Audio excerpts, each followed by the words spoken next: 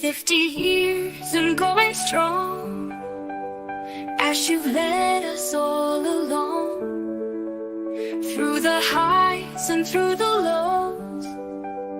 Here's a cheer for all you show, wisdom gained and stories told, in your life a heart of gold. Forward, onward, paving ways, lighting up our brightest days. Best wishes, ash on 50 years, through the joys, through the tears. Celebrate with all your might, underneath the starry night. From the dawn till setting sun, victory in battles won. Here's to many more ahead, leading with your steady tread. Cheers to you, a guiding light, making every moment bright. 50 candles, let them gleam, leading with your steady tread. Every challenge you have faced, with such grace and with such haste. Here's to laughter, here's to cheer, 50 more fantastic years.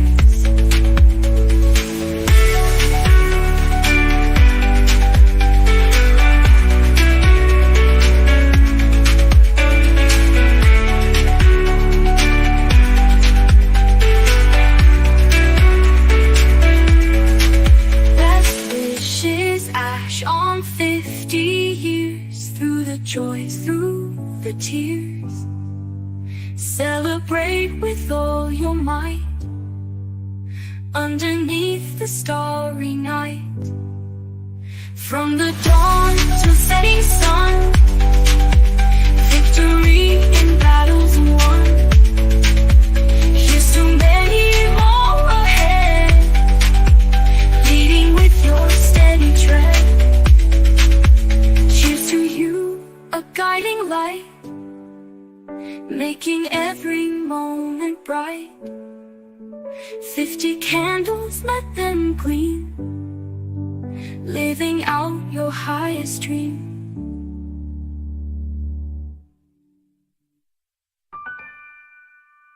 Stop going there.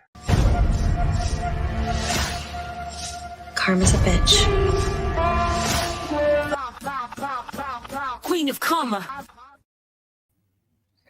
Hello, everyone, and how are you all doing today? I hope that all of you are having a fabulous, amazing day. Happy Hump Day. Happy Hump Day. It is 360 Day, and as promised, we are about to stream tonight. Bringing people up. Let's go. That most of the time you may not know who they are. And it is and was a big success.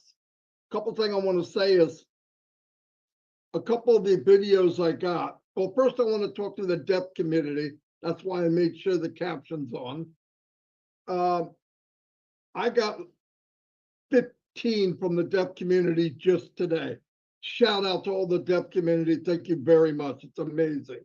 Amazing that everybody, about 10 of them from Mexico. I got some from Japan. We've got them from Germany today. So thank you very much. But I want to say something. If you want to add text to your sign language, there's a problem for me because I don't understand sign language. The text doesn't line up with the sign language. So when you do your whole video on sign language, and I have to add the text at the bottom or at the top, it doesn't finish at the same time. The actual writing is double the length of the sign language. Just so you know, so I might not be able to always do that. Another thing I wanted to say to everybody, and I believe everybody should be doing this. Now we all know the last thing we heard about phase 1, phase 2, whatever, and one of them was taken out. Until we heard something different, it still is what it is. flat out. Okay, so if Mr. Mufareh is able, he'll be on today. He has the link. I know because I just sent it. Everybody, please wish Sherry a happy birthday.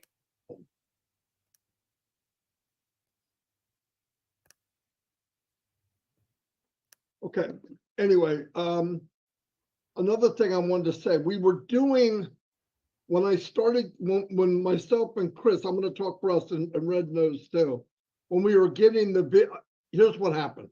We were bringing people in from around the world. We loved it. The problem was with Restream that we use, it was getting kind of shaky. People would get kicked off, they're back on, they're kicked off, they're back on the top. This is no good. So we had decided, might have been Chris's idea, I don't care. It was one of us, or both of us, said, look, how about if you make a video and you send it to us and we'll make it look as good as we can and we'll play it. And that has been beautiful. The problem is I'm getting them and I'm putting them on, and some of them are only 1 minute long. So we have people coming to a whole live for 1 minute. So I started combining them, but starting tomorrow, actually started yesterday, we're going to come back on and do lives. Myself and Chris will Happy birthday, say Jens! any ideas of what's going on, a chat. If there's something new, we'll bring it up, obviously. And then we'll do 1 or 2 or 3, depending on the length, segments of Shine the Light so that we can take up the space. Because we should be trying to offer more value than you guys, everybody comes for 1 minute. That's not what our intent was. But, we're working with something we didn't know. We didn't know how many people would come. There'll be weeks where we're digging around trying to find. Then there'll be weeks where you have many people. Anyway, we plan on still doing it. And as we move into Are they responding to me? running again, which we're all looking forward to, moving down the track, shifting the gears and have the fun we've been looking for. And as said, we will be impressed. I believe that with all my heart. That's why I'm here. Then we will do our normal lives. Brad will do lives and updates and all that, just like he always did, and everything, and everybody else. Okay, I'm not going to name everybody, but there's many people doing different things, and that's good because we all, as humans, we like to socialize. We build a family, and we need that reassurance from each other. No doubt about it. I don't think anybody's here and here and here and here. We're all the same. We just took a different lane. Mr. Mufareh is running the show, and that's good enough. Okay. Now, also, I had done a video yesterday or over the weekend about why am I an Onpassive? What was it for me? And it's funny when you listen to all the videos and people talking, it all summarizes to about the same thing. Originally, we came in for the money. Obviously, we didn't know anything else. I had different issues of, even when I flipped over rocks, I learned that I didn't know what I didn't know, and that went on for years. Then when I did know what I knew, it was a moving target. And worst of all, you can't bring anybody with you. And in general, what I want to tell everybody, and this is no doubt about it, in any business, you need tools. In online marketing, you need many tools. And as time changes, the tools change. Years ago, late 1990s, you could market, do all kinds of email marketing. There was no such thing really of spam. You could go in and make ads and nobody That's not really critique true. them. That's over. That's not the same. And when I was able to learn marketing Maybe on spamming Facebook, wasn't illegal. lead ads, it was a moving target. So getting that was a nightmare. Could I duplicate what I did? No, it's a lie. Can these big gurus duplicate what they're doing? No, I'm telling you right now, no, they can't. Because if they could duplicate, you wouldn't have 1 or 2% being successful, and the rest 97, 98% losing money. We That's how get bad it, is. Marty. It's that Damn bad a it, number. every day. With Onpassive, we're given the state-of-the-art toolkit. So when you go in traffic, you're not hitting a moving target and doing an A/B testing to see what's working, what's not working, what picture works. What we're going to have all that in our toolkit, and we all have the same toolkit. So you could be a master, whatever.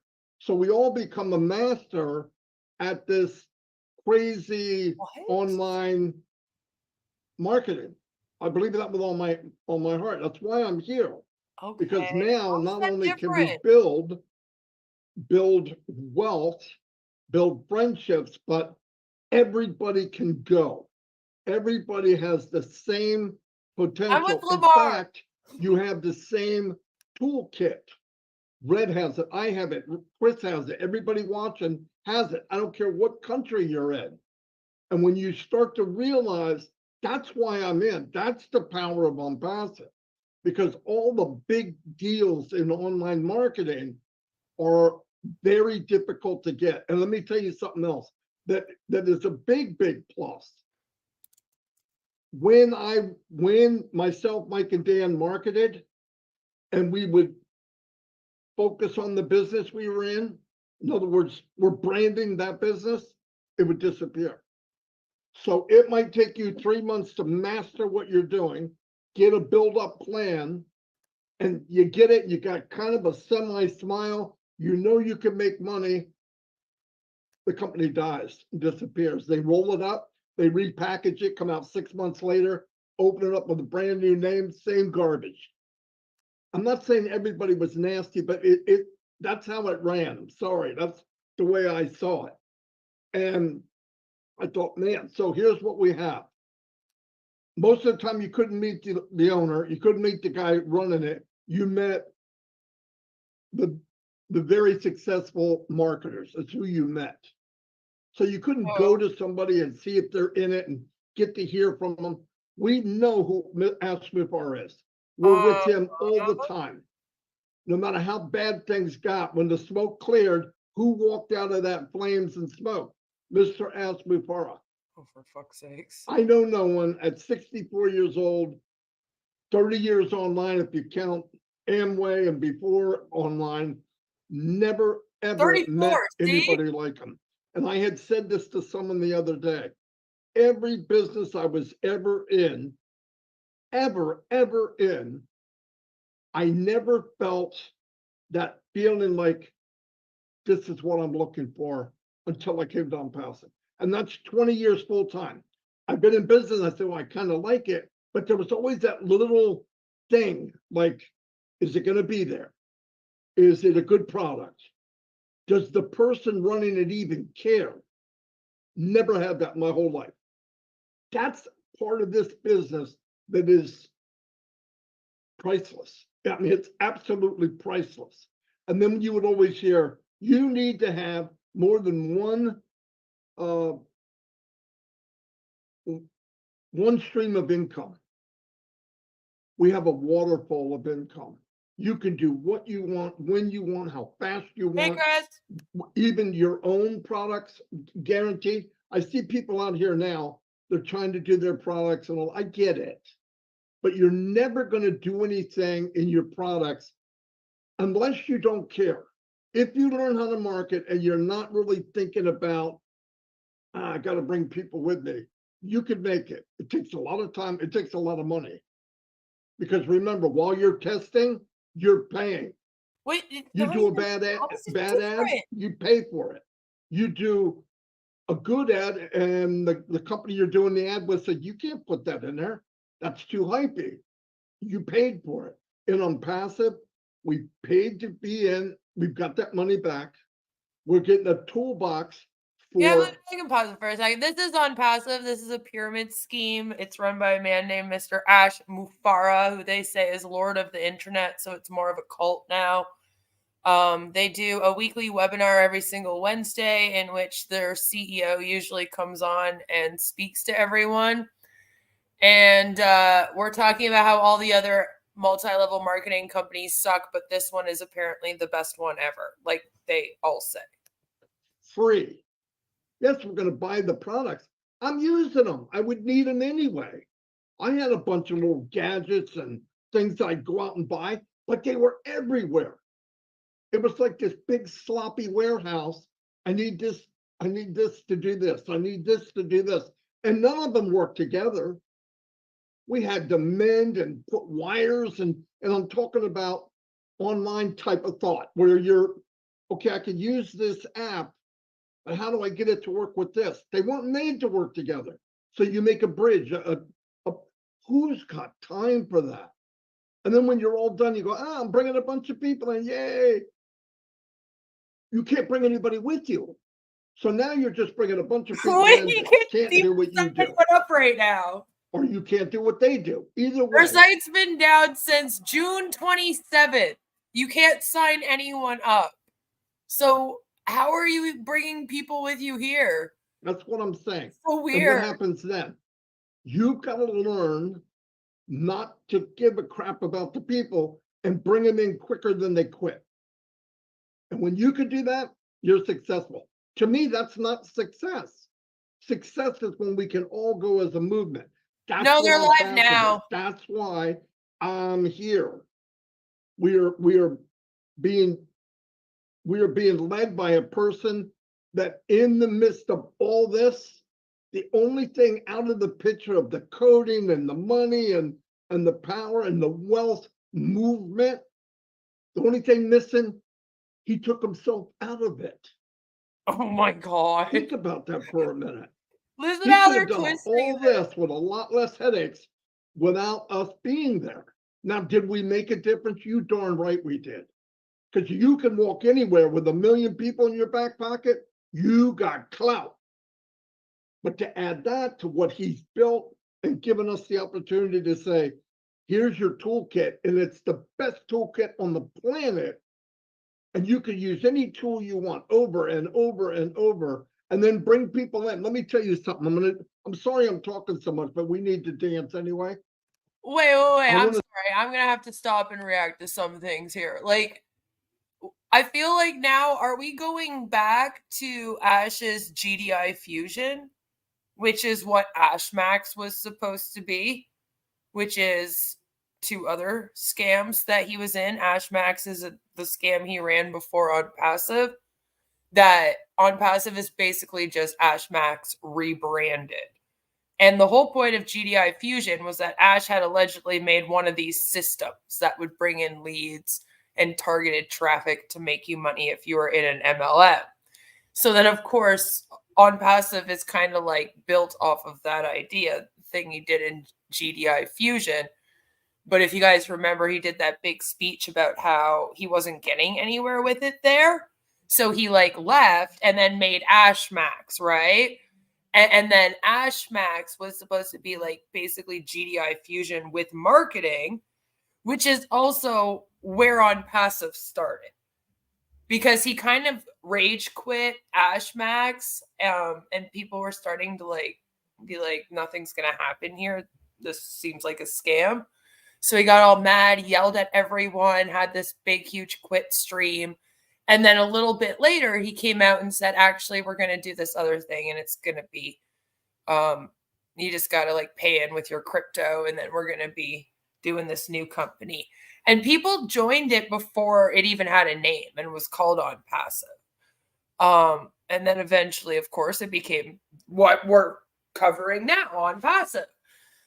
And the way that Marty's like describing it here today, it sounds like they've gone back to that, because for a while they were like, no, we're not doing the marketing thing anymore. And we're not doing a system of targeted traffic. The AI will get it for us instead, right? Like it was technically the same thing, but they tried to make it sound like it was a different idea and that they were moving away from the whole like marketing and like this targeted traffic system. But then lately they've been, of course, bringing up targeted traffic again. Slowly targeted traffic started to come back into Onpassive. And now literally what Marty's describing here is just like what AshMax was, what this was at the beginning. Like, is that what they mean when they say that they're going back to their roots, besides like trying to recruit people without any products? That now this is going to be more of a marketing agency where the AI is all about getting you traffic. So we're no longer making other products then, right? It's more about just the marketing. Are we doing it all? Like, we still don't even really know what this company's gonna fucking be. Let's say this. When we did MLM, and I'm maybe some of you can relate. You get in and here's what you hear, 98% of the people. I failed, I couldn't do it. Let me tell you why you couldn't do it. Because you're selling something, and when you walk up to the person to share that business, you already failed. Why? Most Right? Like, so people can weird. look at you and say, he's not confident in what he's doing, and if he's not confident, why would I do it? That's fact. When you're dying on the branch and you're going to somebody, hey, you really need to come into this. This will change your life. You don't believe it? Well, sure as hell, she's not going to believe it or he's not going to believe it. That's part of the failure of business online. Now, do I believe you should walk successful, be successful, act successful until you are? Yeah, that's a personal thing. But when I'm selling something or pushing something that maybe I just don't care about and I've failed every time, the people you're walking up to can read it.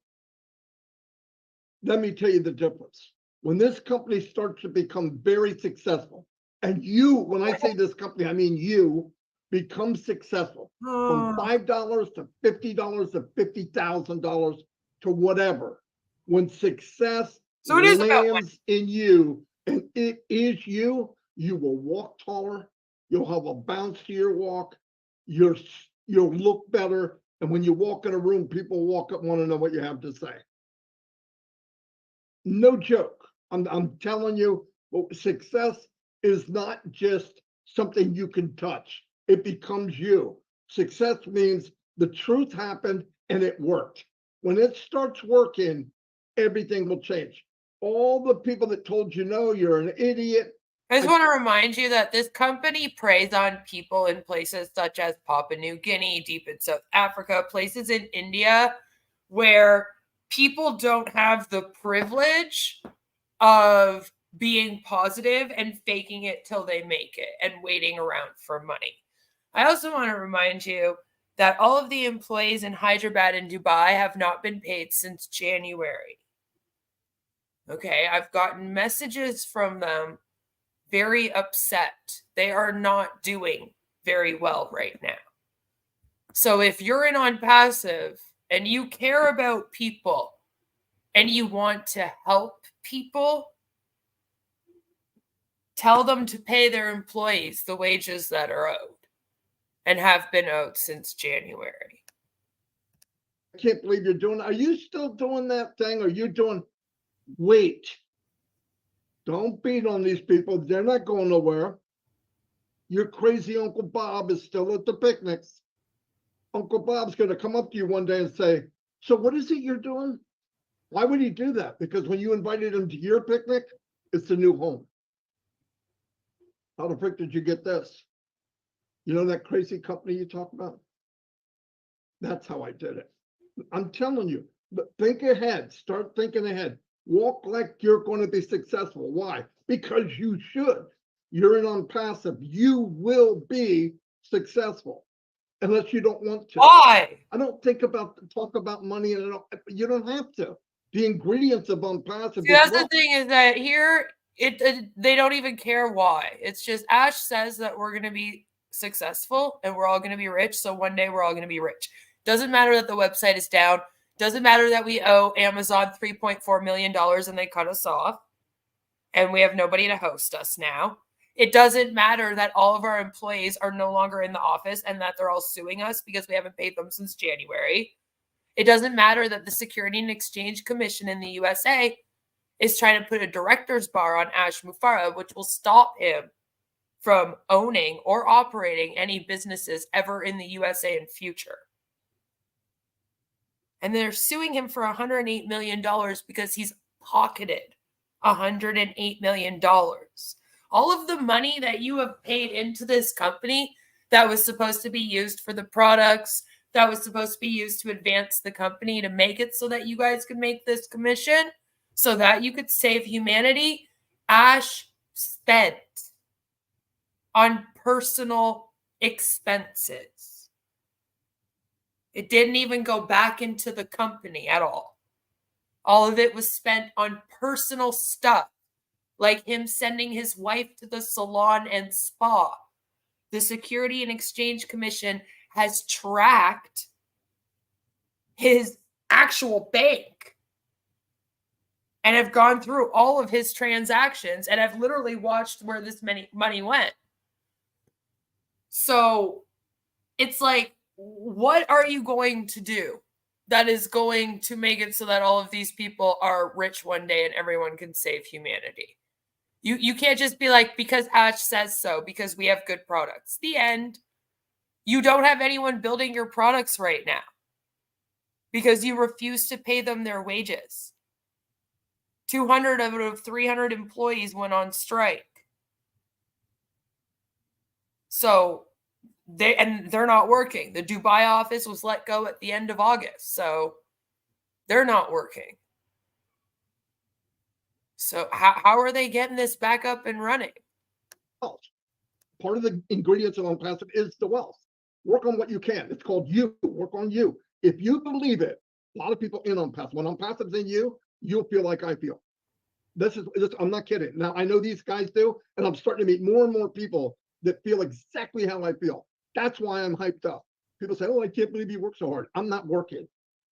You want to go fishing, go fishing. I'm going to do what I'm doing in the business. Why? I can fish later. That's why I'm here. That's my personal reason, because I did all that crap. I could do it now.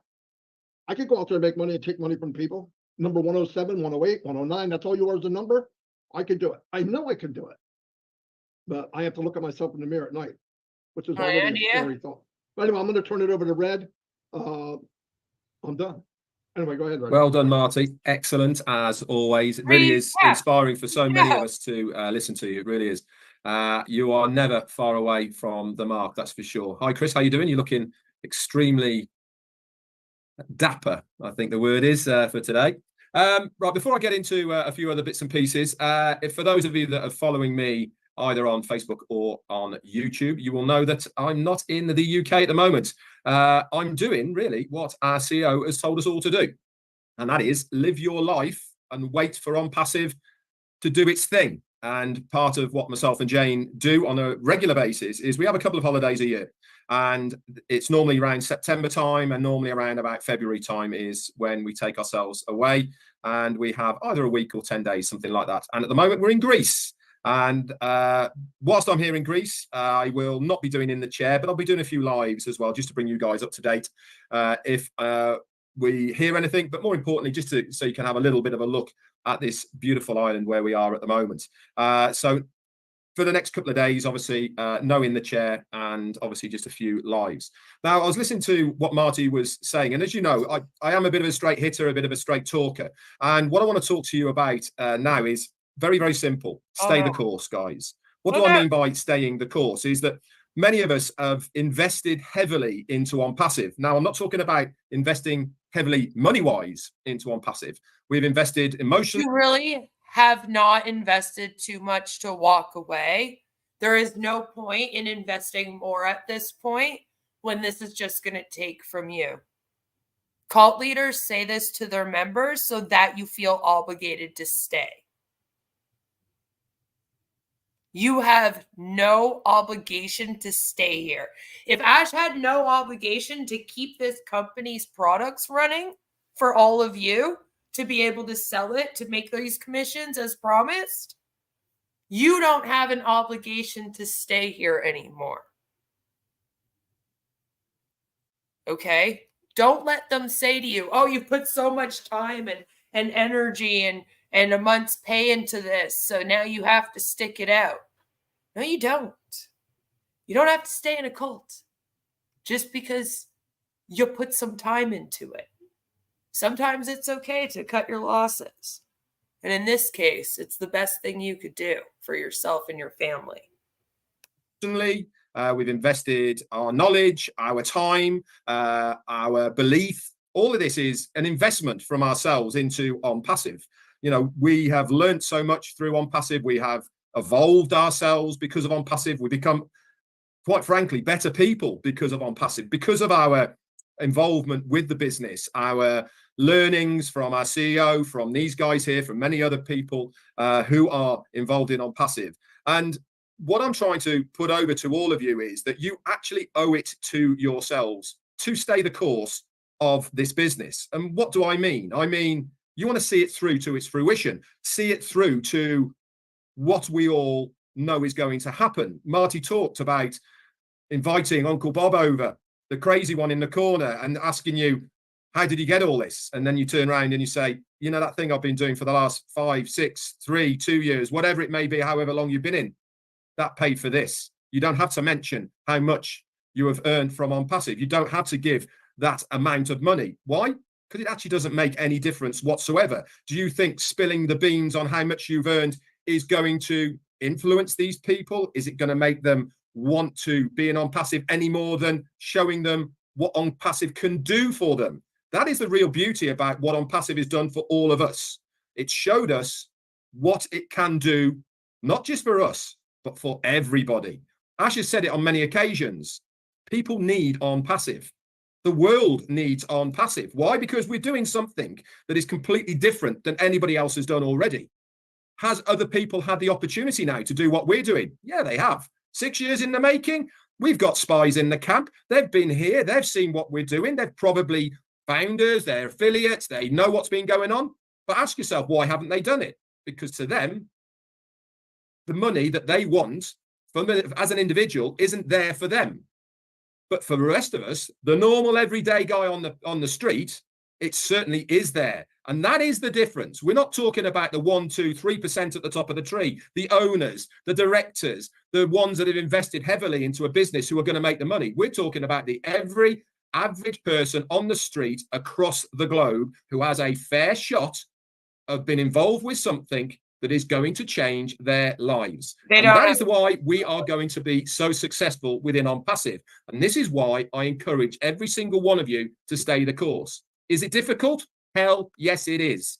Is what Ash Mufareh doing difficult? Hell, yes, it is. We've all been through our roller coaster rides of up and down, our doubts, our worries, our misconceptions of how things are going, and maybe rumor control, and all of these sort of things have come our way to test us in our resolve of staying the course of Onpassive.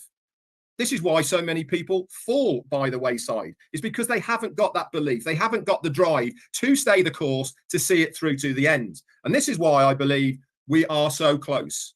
Go back to when we saw Ash Mufareh last, when he changed from the 3 scenarios to the 2 scenarios. What did he say? He said, it's going to be within the month of September. There might be a week or so between the 2 dates, but it's going to happen in September. And until we hear otherwise, that is still on course. It's the, what is it today? 18th of September. We still have 12 days of this month left. I know this is the longest 30-day month I've ever come across in my life for a very, very long time.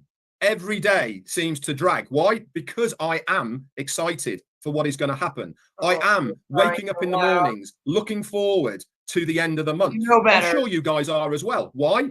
Because you want it to happen. You want the success that Onpassive is going to bring to you, to make the difference to you, your family, your friends, and people around you. So I encourage every single one of you, stay the course. Over to you, Chris.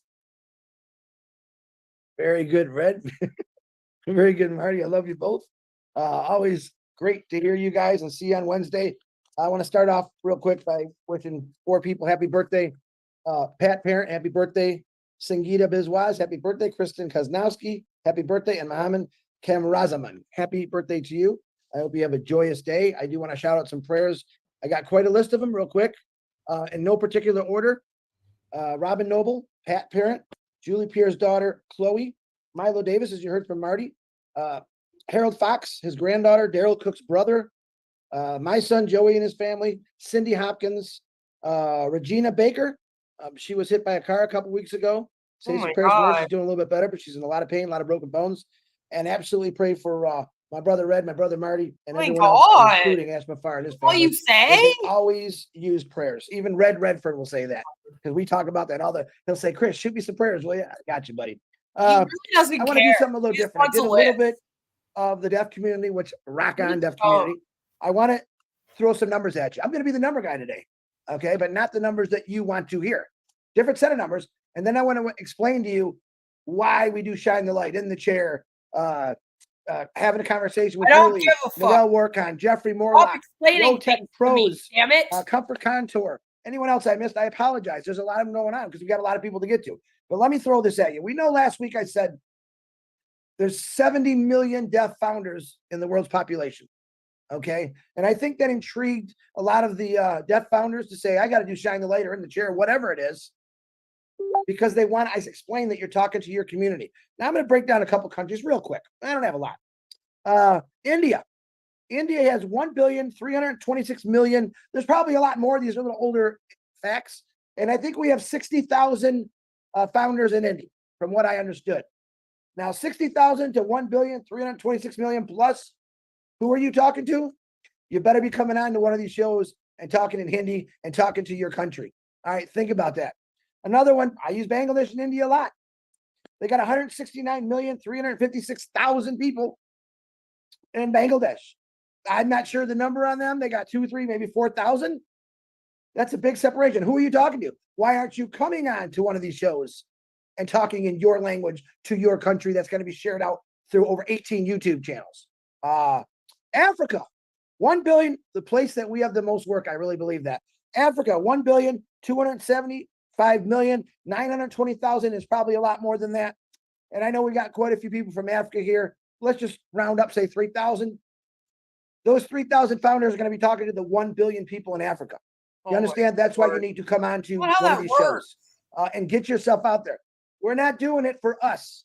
We're doing it for you, your country, your family. We want you to talk in your language. Like I said, we don't care what language you talk to. You're not really talking to us. We know what you're saying, but we want you to talk to your country and get those 1 billion people, if you know what I mean. And where are those? Why don't you want to know what they're saying? How isolating. How isolating. I thought the whole point was to connect everyone together, but now you're like, we don't give a fuck what they're actually saying. Fuck them. They're just going to talk amongst themselves, those damn deaf people. Pain in the ass for me to try to figure it out. How I don't want to translate for any of these stupid fucks that speak other languages, taking up all my goddamn time. Like, what else do you have to do, Marty and Chris? Like, that's like literally your show, shining the light. You ask them to send in the videos. So, like, what else are you doing with your day? What, going and doing another live webinar? Going and sitting in the heroes? Scratching your asses playing trivia? Like, all you had to do was listen to your deaf founders, figure out what they were saying, and then ensure that everyone else knew what they were saying. Same with the founders that speak different languages. It's the same with like how this company wants to prey on people in all these different countries with all these different languages, but then they want their website and everything to only be in English. How the fuck is that fair? How are people supposed to even read the materials here? It's like, if you want to only put out stuff in English, that's fine.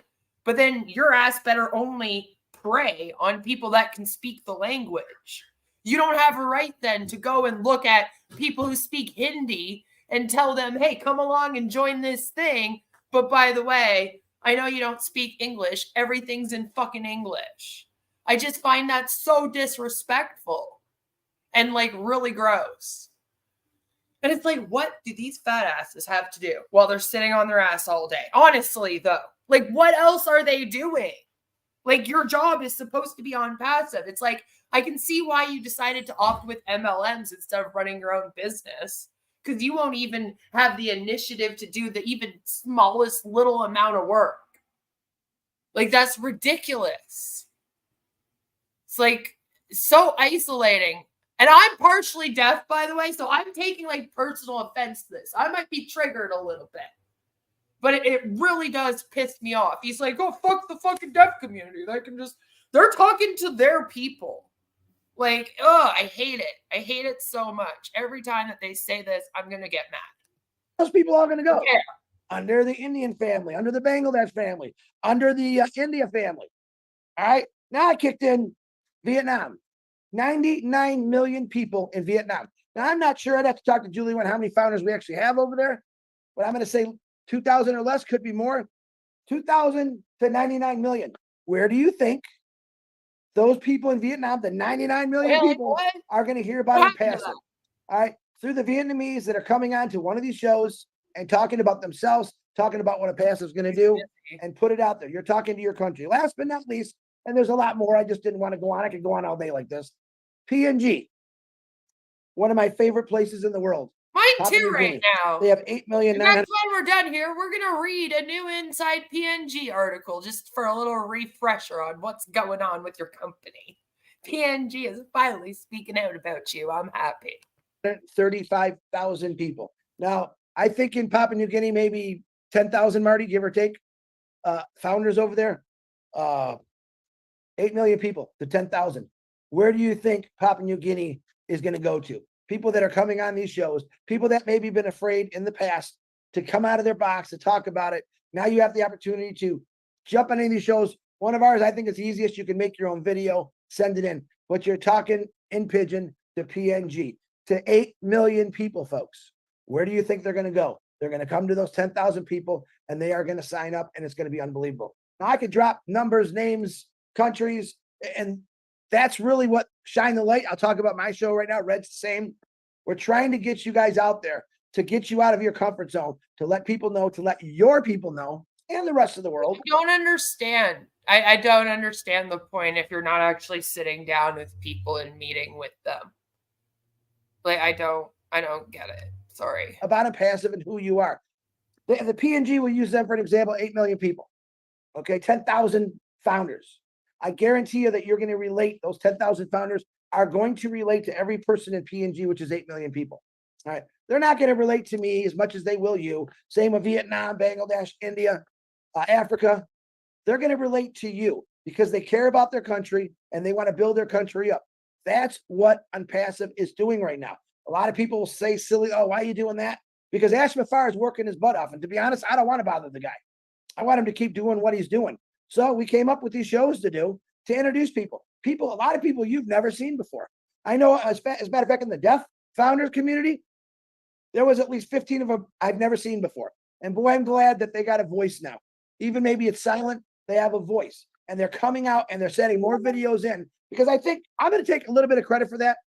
Because when you take a couple thousand founders that are hard of hearing or deaf, and you tell them there's 70 million people in the world's population that are deaf, and where are they going to go to? They're going to go to a deaf founder. They're not going to come to me, Red, Marty.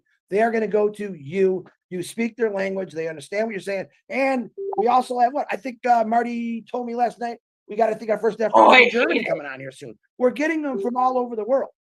You see, PNG, Vietnam, Africa, Bangladesh, India. They don't just live in that country. These people are everywhere out through the world. Now double those numbers, triple those numbers. They hear it from you. You hear it from them. They tell other people. They show other people. They're talking your language. They're signing in all different languages. We still know about that one. Where do you think these people are going to go to? They are going to relate to you. By you sharing your story on these shows, it's relating people. It's connecting people to you, to the world. It has nothing to do with us three or the other 6 or 7 people that are doing it. Right? No, Bangladesh didn't call me and say, Chris, I pay you $5 million. You get us all. No. This is volunteer, folks. This is something that we love to do. That was a pretty good Bangladesh accent. I don't know about that one, but we want to put you guys above the rooftops, above the high tower buildings. We want you to understand that we do care about not just your country, but your families. Ash Mufareh, I think if you don't know by now, cares about all your families. He's reached out many times to me after I sent him a message, a little story. Chris, send him this message. I sent him that message. Just that message alone makes people go, really, it gives them hope. That's what Onpassive is. I know in India right now, in a certain part of India, and I can't remember where I put it. Give me 2 seconds. I hate it. Oh, It's where is just this guy? everything's just He let me know that there's some major in Tenali and Andhra Pradesh in India. They have some serious flooding, typhoons. They have no drinking water, no food. All right, that community definitely needs us. okay. So what are you gonna do? One little part of the world that's going through Oh my tragedies. God! Whether it's weather. So okay, so you again, this is the second big disaster that he's been told about recently in this area, right? Like, and we're just not gonna do anything again. They really need us. They really need us to get them to join Onpassive. That's how we'll save them. We'll get them to join this pyramid scheme that doesn't pay out. Makes you sit around waiting on webinars for 6 years. Like, if they need food and water, you could do something right now for them. You could do a fundraiser right now. You don't got to wait for Bless. I mean, you use Zoom. You're not waiting for Connect to get the word out, right? It's funny how you need to wait for certain products to do things. Huh? Got to wait for Bless to help people, but you don't wait for Connect to fucking talk. Like, why don't you start a GoFundMe for these people? Like, you have actual personal relationships allegedly with these people. So it wouldn't be hard to get a hold of one of them and set something up with them personally so that the money all goes directly to them. You could even do webinars about Onpassive and fundraise for them. Like, but are you going to do that? No, you're just going to sit here and talk about how they're struggling, so they need Onpassive.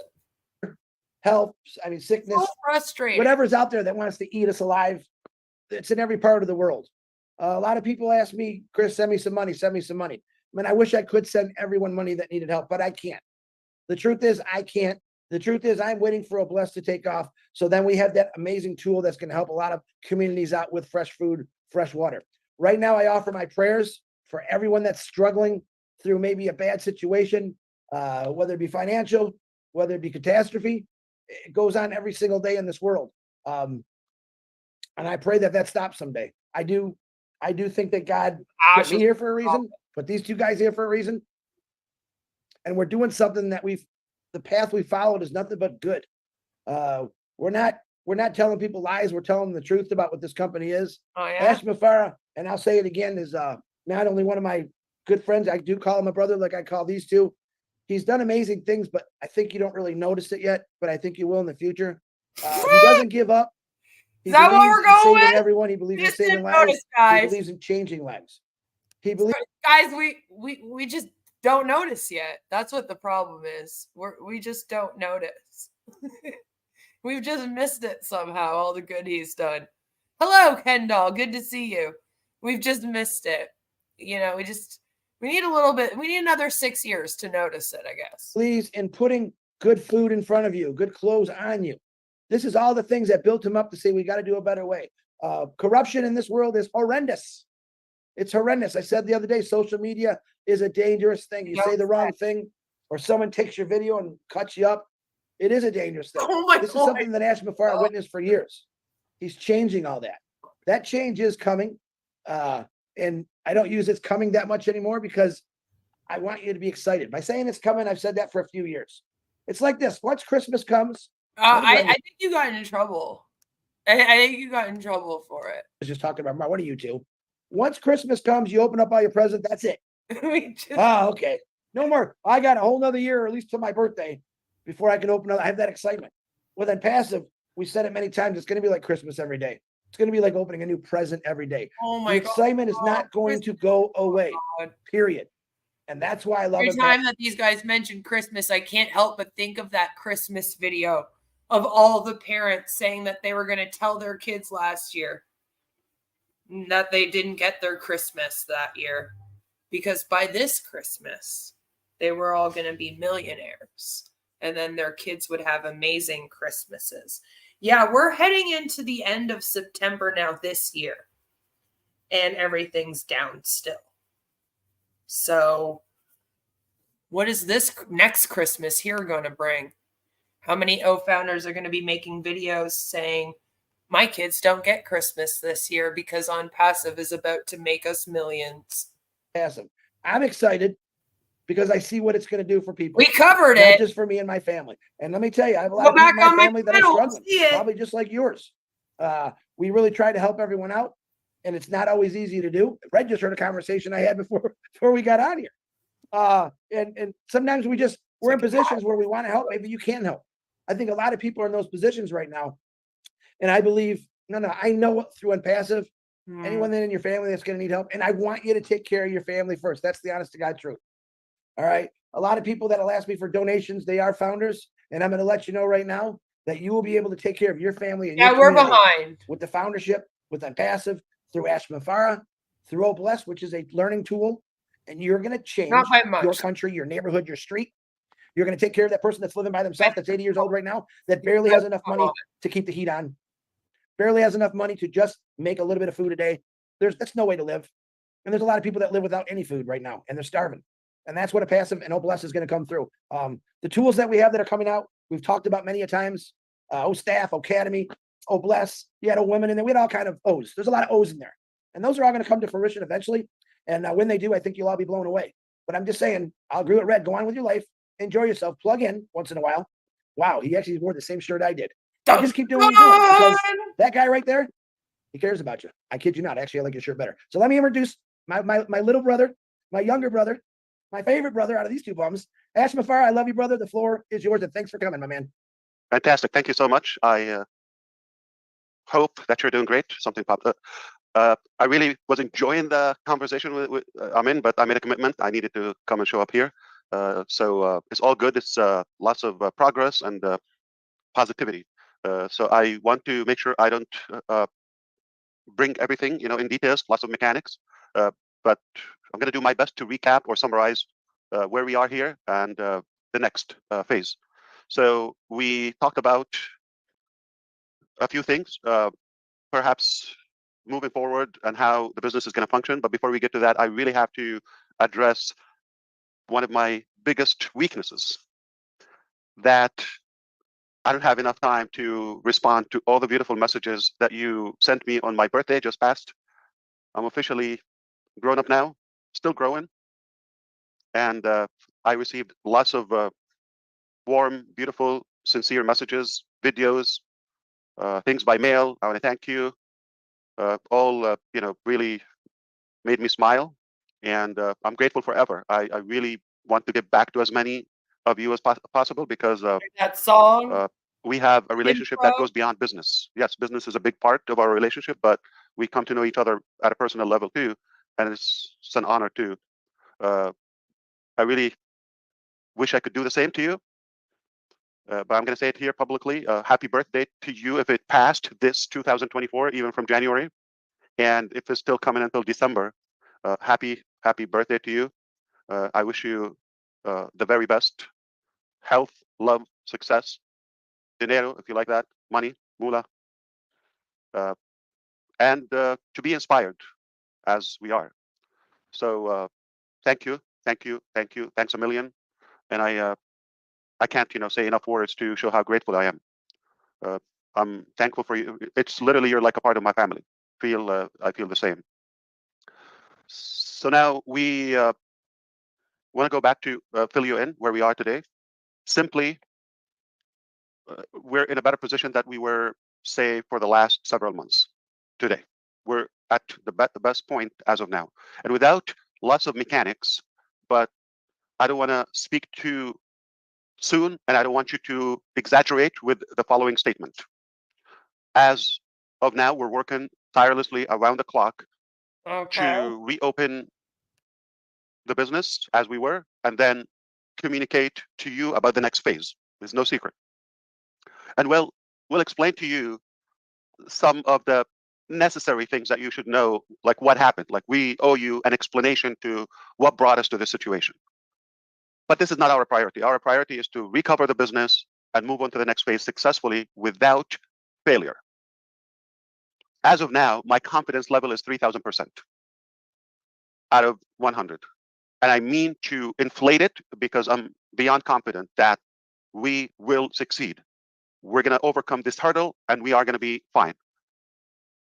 realistically, the more time we have, the less bugs and issues we will experience with you. If we're going to compromise that, so let me give you two scenarios. We can rush in and open as of next week. Okay, so myself, I'm having a live link as of Sunday evening. So our really talented team did two things so far. One is for me, created a platform that I can oversee every dot of the business in real time in any location around the clock without having to ask back and forth or miscommunication or gaps between departments and all of that. I have one exclusive link or facility where I'm able to track that. It's not 100% live, but this is where we're headed. So we have been preparing that. I believe within days, I should be able to do that. So I will be more accurate, and I don't mind to share with you even more details when it comes to that, like mechanics. So this is really good news. This is a better way to manage and say control the progress. The second thing is we have another private link as of Sunday evening. Okay. Will allow us to monitor all the process in details anytime from any department, and then post that and pass that. We will be more accurate. We will be more informed because we will see the actual picture live, like API for those who know. I will be able to access that and real examples. I would say, okay, well, this is not functioning. This is working. This is good. So let me give you the two scenarios. From Sunday, about a week, we can go live. Okay. If we go live after 7 days, there potential we are not going to find things perfected, but you'll be able to log in, find your data, you're in the right place, you have your team, all of that. Okay. I'm in favor of that scenario. It will give you the impression, okay, so Onpassive is not gone, is not going away, is coming back, and it will give you a sense of our tenacity, how aggressive we are in order to fight to get it, and then we'll talk about the journey later, not now. So this is one scenario. Now give us 8 days, we'll come back with lesser problems or breakage. 9 days, better. 10 days, better. You follow me? The more time, this is what I just had, conversation with our team. The more time they have, the more perfected it would be. No leakage, but I'm pushing that I can communicate with you, and hopefully from now on, you pass this message is we're going to come back because this is my scenario. I said, you know what? The first step to reopen the business, like I said to you, urgently, as soon as possible, even not the whole ecosystem and all the mechanics. If we assure them we're not going to bug them and say this is not working or this is, this, let them finish work. But I want to give you the sense of like we're coming back. From Sunday is so if we can communicate that, I can push the first scenario. I'm sorry, but a week from this upcoming Sunday, okay, this upcoming Sunday will be the 22nd. A week from then is the 29th. The day after is the last day of the month. Like he's making it sound like he's telling you it's coming sooner than it is. All right. It's always been allegedly coming at the end of September. And he's manipulating you with his words here. Because instead of just saying at the end of the month, he's saying a week from Sunday. And in your mind, it's like your mind tricks you. That sounds a lot sooner for some reason. That only sounds a week away, right? And even though the end of the month is just over a week away, week and a half away, for some reason, it just sounds so much sooner than saying the end of the month. That sounds a lot further away. And you have to be very, very careful and listen to the language that people are using when they're trying to convince you of things like this. Okay? It's like, I know what you're doing, Ash. If you believe, no, let's come back and give us a sense of this new level of development, then I can tell you, the time they need based on what we find on Sunday evening. Because we're going to go live with our private, application. Then we'll have a sense of where we are. Okay. Understand there has been a lot of, intentional poo-poos by former employees. This is the thing. Be weary of anyone that allows you to put a human being at the same level as a god. They are not a good person. And obviously, they're not a religious person. If religion is something that's important to you and you want to support somebody that's religious, someone that's religious would not be putting Ash Mufareh at the same level as God. Because you are not to compare man to God. And he's no God. And we'll let you know that, okay, in a professional way. But it's irrelevant today. So that's why it's not just coming back. It's not a click of a button, and it's a lot of things to sort, okay, and sort out. Now, this is all good news. We're no longer talking about, are we going to come back? We're no longer talking about it's open, maybe a few months. We're not, it's unknown. No, we're talking about days. We're talking about it's under control. We're able to tackle all the issues, and we have different scenarios. So if one doesn't work as we want, we move on to the second scenario, third scenario. The same damn thing with different words. 3,000% confidence. Absolutely. That's all you want to know. So all in all, we're in the best position by far for the last year, at least. Not because of where we are exactly right now. It's because of what we were able to recover and fix, and because what we prepared for you next. And that's when we're going to have a little wiggly dance, okay? But seriously, seriously, you're going to love it. It's definitely something to be proud of. The comeback, I mentioned that to you a few weeks ago, is going to be historical. What happened to us, how we sustained that and survived it, and where do we take it afterward?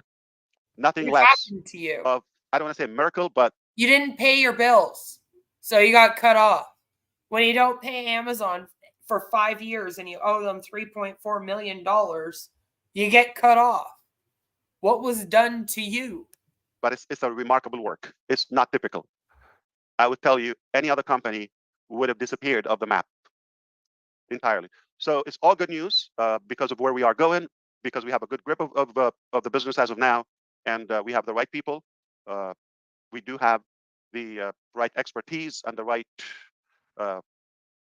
trustworthy individuals. That's what matters.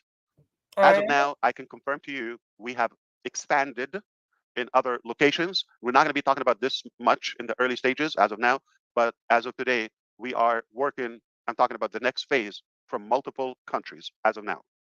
I'm not going to give a lot of details on that. You do whatever you want to track and stalk us, no problem. It doesn't bother us, but we don't need to talk about what we do and what we go through. What matters is what we do, what we accomplish, so we can present it to you. Okay, so then shut up and accomplish something then. You might want us to just go by your words, because if we're going by what you've accomplished, it's nothing. You've done nothing. You're a blowhorn. Now, that's been said, other areas of the business will be kind of revised, restructured, and downsized, okay? So lots of changes are necessary, are happening. Some happened already. We'll let you know what happened, like, on the outcome. But overall, we're expanding, but in a much more efficient way. Previously, it was lots of noise, and other people were involved, probably got off track for a while. I can confess that, and I don't think it's a surprise to you. We all agree, but it was an incredible, valuable lesson in many ways. I believe we are really now focused on the target with the right people, while in the background we can do the cleanup from all the wrongdoing previously. I don't know if you had any expectation, any certain topic you want me to address. I'm happy. I have no restriction. I'm always delighted to be here, and really honored to make sure that you're up to speed. Maybe, if time allows, okay? It's up to you. Step number 1, thinking cup, so I can think. Step number 2, ask for permission. Would you allow me to say something? If he only had Anything? a brain. Okay. I've been asked to talk about my personal life, to be invited to certain shows. And the reason I'm not intrigued by that Thank concept you, Sol and Luna. is because I truly want to respect your time. And I want to give you what matters to you, not what matters to me. So I'm 51. I know I look 15. I just turned 51, and I can't believe it. I know you're not the only one who. I was hoping he was gonna say his age. I was hoping. Did you guys notice? Did you guys notice that this week and in the video that played at the beginning of my stream that everyone was celebrating Ash turning 50? He turned 50 last year. So like a whole bunch of people in Onpassive have been celebrating his 50th birthday over the last several days. His birthday's on the 13th, I believe it is, and or no, the 14th. It's on the 14th, and he turned 51. So it's like they forgot a fucking year. It's been making me laugh. But I was kind of second guessing myself because I was like, wait, am I wrong? I remember them celebrating him turning 50 last year. Am I wrong? Is it this year instead that they screwed up last year? So I was like kind of waiting for it. Yeah, he just turned 51. Shocked, okay? It's hard to believe. I don't feel it. I don't look like it. And yes, that's arrogant. But I've been working with you, or some of you, for the past 6 years on this journey. Say the 45, 44 years prior to that, okay? Take the first 5 years of, diapers and all that. I don't know if they had diapers my times, but that doesn't count. So a good 4 decades before we met, okay, or we started this journey. I'm proud of that accomplishment and how far, I come and all of that and my background and all that. It's all what led us here. At the moment, I don't believe this is relevant to you or it's going to add any value to you. Those 40 years, okay? Do both. Now, the last 6 years, that is more realistic that I could talk about that. Okay. I'm talking about for now. What? So we can talk about the last 6 years and moving forward, I can talk to you day and night. That's a metaphor, by the way, not literally, okay? I got business to do. But okay. When we reach where I want to take you in the near future, with the blessing of God and your support. You mean Allah? Then it becomes more interesting. Okay, how did we get here? I can talk to you about anything previously. Then it's more important. I don't think I'm superior to any person. Ash pretends to be a Christian and he talks a lot about God, but then the one day he was talking about how things were not Hamas and like he talked about Allah once, and I was like, dude, if that's your religion, be your religion. Like, don't pretend to be Christian if you're not Christian. All right. And honestly, if people judge you for the religion that you are poorly, then do you want them around you anyway? Aren't they bigots then? It's a bizarre thing to me. He keeps bringing up God, but he really doesn't believe in God. He would believe in Allah. So I don't know what we're doing. On planet Earth, that my life should be worth even a discussion to the public. And this is not what I want to tell you. I'm leading to I'm going to bring it home. Okay. So the reason I'm saying this. You haven't missed much, Violet. For you to know, when I come here, I come to give you the best possible value, whether it's an update or to give you the assurance about the direction or the future. I don't come here to be either appraised or talk about myself or what do I go through. Yeah, I go through hell, don't worry, but I can handle it. I only come here because of you. And if I know for a slight percentage, I'm going to come here and waste your time, I prefer not to show up. If I have a shadow of a doubt about the direction, or I know we're not going to get to a better place as a total humanity together, I will be very blunt and I'll be so transparent with you. I'll tell you, you know what? It sounds like a beautiful dream, but I don't think it's possible or realistic to achieve or whatever, because the dream is big. Oh, it's not. I'll come here and tell you, please figure out your life. Don't have any hope or expectations. If it happens, happens. I'll let you know when it happens. I'll be that honest with you. Now, make no mistake, when I come here, I know for a fact I'm coming here to be honest with you, to give you the facts, to be very truthful and genuine, okay, to talk from the heart. And not only that, I know I'm taking you to a better place. Whether you see it today, you don't have to see it. I don't have to swear, okay? You don't have to have the same level of confidence as some of us do. If that's a cult, but call me Reverend Jim Jones, okay? Let's go to Guyana. All right, no joke. Take you somewhere. My conscience wouldn't allow me to come here and give you the hope, and I know we're not going to go there. Merely, I know we're going to a better place. So I feel it's an obligation because you have that hope and expectation. Sometimes it's like the unspoken words. I don't talk about them, you don't talk about them, but you have that sense. Something good is happening here. It's not about the mechanics, it's not about the website or this application or changing the color or this or that or the commission or it's the overall theme. We're in a direction that is disruptive, never been done before. And we have the feel collectively that we're honest about that. We're genuine, regardless of all the challenges and others who try to paint a different picture. That doesn't have to become the reality. The truth is, we have a very pure intention, and we believe strongly we have the capacity to deliver, regardless of the changes. So make no mistake, one more time, when I come here, I'm coming here for you, to give you the assurance, to give you the most possible details I could that are relevant to you, to your life. So yes, I'm here, I'm telling you, don't look at the past, don't look at the now, it's temporary, okay? But I can assure you, once again, my name is Ash Mufareh, and I was born to make a positive impact in your life, in your future. And that can ripple to the entire world. This is what I'm here for. Not about myself, not about what I can gain, not about the short-term impact. I'm here. My name is Ash Mufareh, and I'm your friend. Believe we're going to a beautiful destination, and the world is not going to be the same after our impact. Not going to give up. That's not in our dictionary. So I hope you understand how much that means to me. It's out of respect. It's out of genuinity, and it's out of authenticity. It's out of care. It's out of respect and out of confidence. I come here to deliver what I can, but not in any way to kind of like burn the clock. I'm sorry. What was the point of today? I'm here to give you the best and most possible value for your time.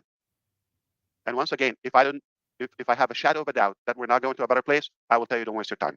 Go figure out your life. But once again, I know we're going to a beautiful destination together. So stick with us. You're going to go places. Here's the best part. You don't pay for it. You don't have to code it. You don't have to build it. You don't have to invent it. You don't have to do any of the, say, hard work, the struggle that we go through. There's no loss at all. It's all gain, gain, gain for you. I hope this was clear. I did my best, but I will continue doing this as time allows. And I think we're very close to the direction where we have everything under control once again, and then we would have a more organized thing without it's out of control again? From the inside. I thought we already took control back. Now he's like, I'll have everything under control again. Jesus, this man gives you whiplash. Nah, say it again. Lord. Okay, so here's what we're talking about. Okay.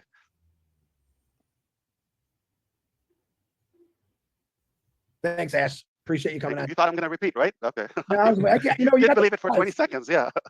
Dude, that shirt's a killer, man. I really like your shirt. I'm a little jealous right now. Oh, thank you. It's like the same. When you turn 51, we'll get you one like that. I'm 58, brother. A long time ago. I didn't have to volunteer and say, okay. Let us flip. Yeah. Okay. Well, it's all good. Please feel free to comment or to kind of like echo anything before we go. It's all good. Do you know what they all look like? They all look like they're posing for school picture day. You know, the backgrounds for school picture day, especially back in like the 80s and the 90s, they were like very weird. I believe that that's what Marty's using, like for real. Like that was one of our school backgrounds. When I was in like grade 5, we took pictures in front of that exact background. And then they'd always have like a white version, which there's red. And then they'd always have like some kind of bookshelf or something. So you got Ash there in front of his Scales of Justice. And then we got Cowboy Chris there because they'd always have one that would look kind of like a living room. It would usually have like a picture in the background like Chris does here, or like some other weird design in the background. And it looks like they're all just getting ready to pose for school picture day. I'm having a great discussion with the team. They went to grab a meal, and then we'll continue to work. Yeah, go back. Thank you for everything you've been doing. Actually, it really is heartwarming to know that you've got our back. Fantastic. Excellent. Absolutely. Fantastic. Give a big hug to your wife and kids too, because I know they're missing you as much as we do sometimes. I bet. Thank you. That is a true statement. I certainly will. Thank What's you, the Ash. picture, Ash? What's that? Is that a birthday gift behind you? There's that picture. This one here. Ah, Oh, that's nice. beautiful. Oh Lord, now we're You doing turn up the small lights for the talk. reflection. Do you see it? It's lots of Yeah, that's reflection. cool. That's beautiful, man. There you go, right there. Very good. They Very have good. joy, they have fun. We do appreciate you, man. You said some pretty The cool stuff today. sun. Yeah, you did. Absolutely. You This did a whole, was And the grandson. scam takes a Tell dive that team I'd buy them, but I think you got them covered already. Yeah. and just seems to stay. Ah, Oh, that's a cool one as well. this was so they have this I don't know, the culture of handprint It's a cool thing. My kids did the same and thing. also footprint. Yeah. in their babies. I think everyone And has. that's what Oh. annoys me. Okay, because they're creative in many ways, and I have nothing. Okay, Yeah. like No. how do you keep up with that? Yeah, One. Hey, Omar, come here. Give me some advice.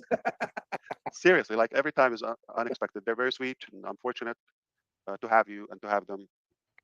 Got these people going But- crazy, Ash. But I apologize Right? about my boredom when it comes to birthdays and gifts and all of that. I got nothing almost. Yeah, It's okay. You said it all today, man. It's okay. I think everyone That was- See, understands you, that's man. different. I hope so. Yeah, I hope I'm they don't losing my like damn mind.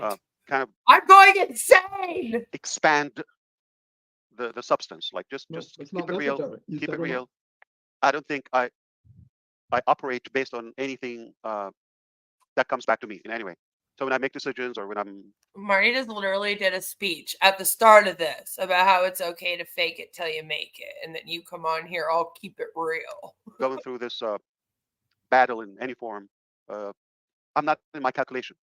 They always contradict each other. I just had a conversation this early morning actually with some relatives, and I actually demonstrated that I do a lot of thinking, reading, all of that, writing, okay, and planning. We want to make sure everything is under They're set up. control and being tracked. It's not surprising to me, but it could be to you. I'm not mentioned in any of those calculations or plans. Period. There's nothing that has to do anything about me as a person. It's all about what could be done to others other than myself. So I can challenge anybody. I can give them access to whatever, to find anything that goes back to me. Yeah, I have things, that can improve the quality of my family life or education or Mhm. nothing for me personally. Here's the thing, nobody's looking into your personal shit. Sorry, no one cares.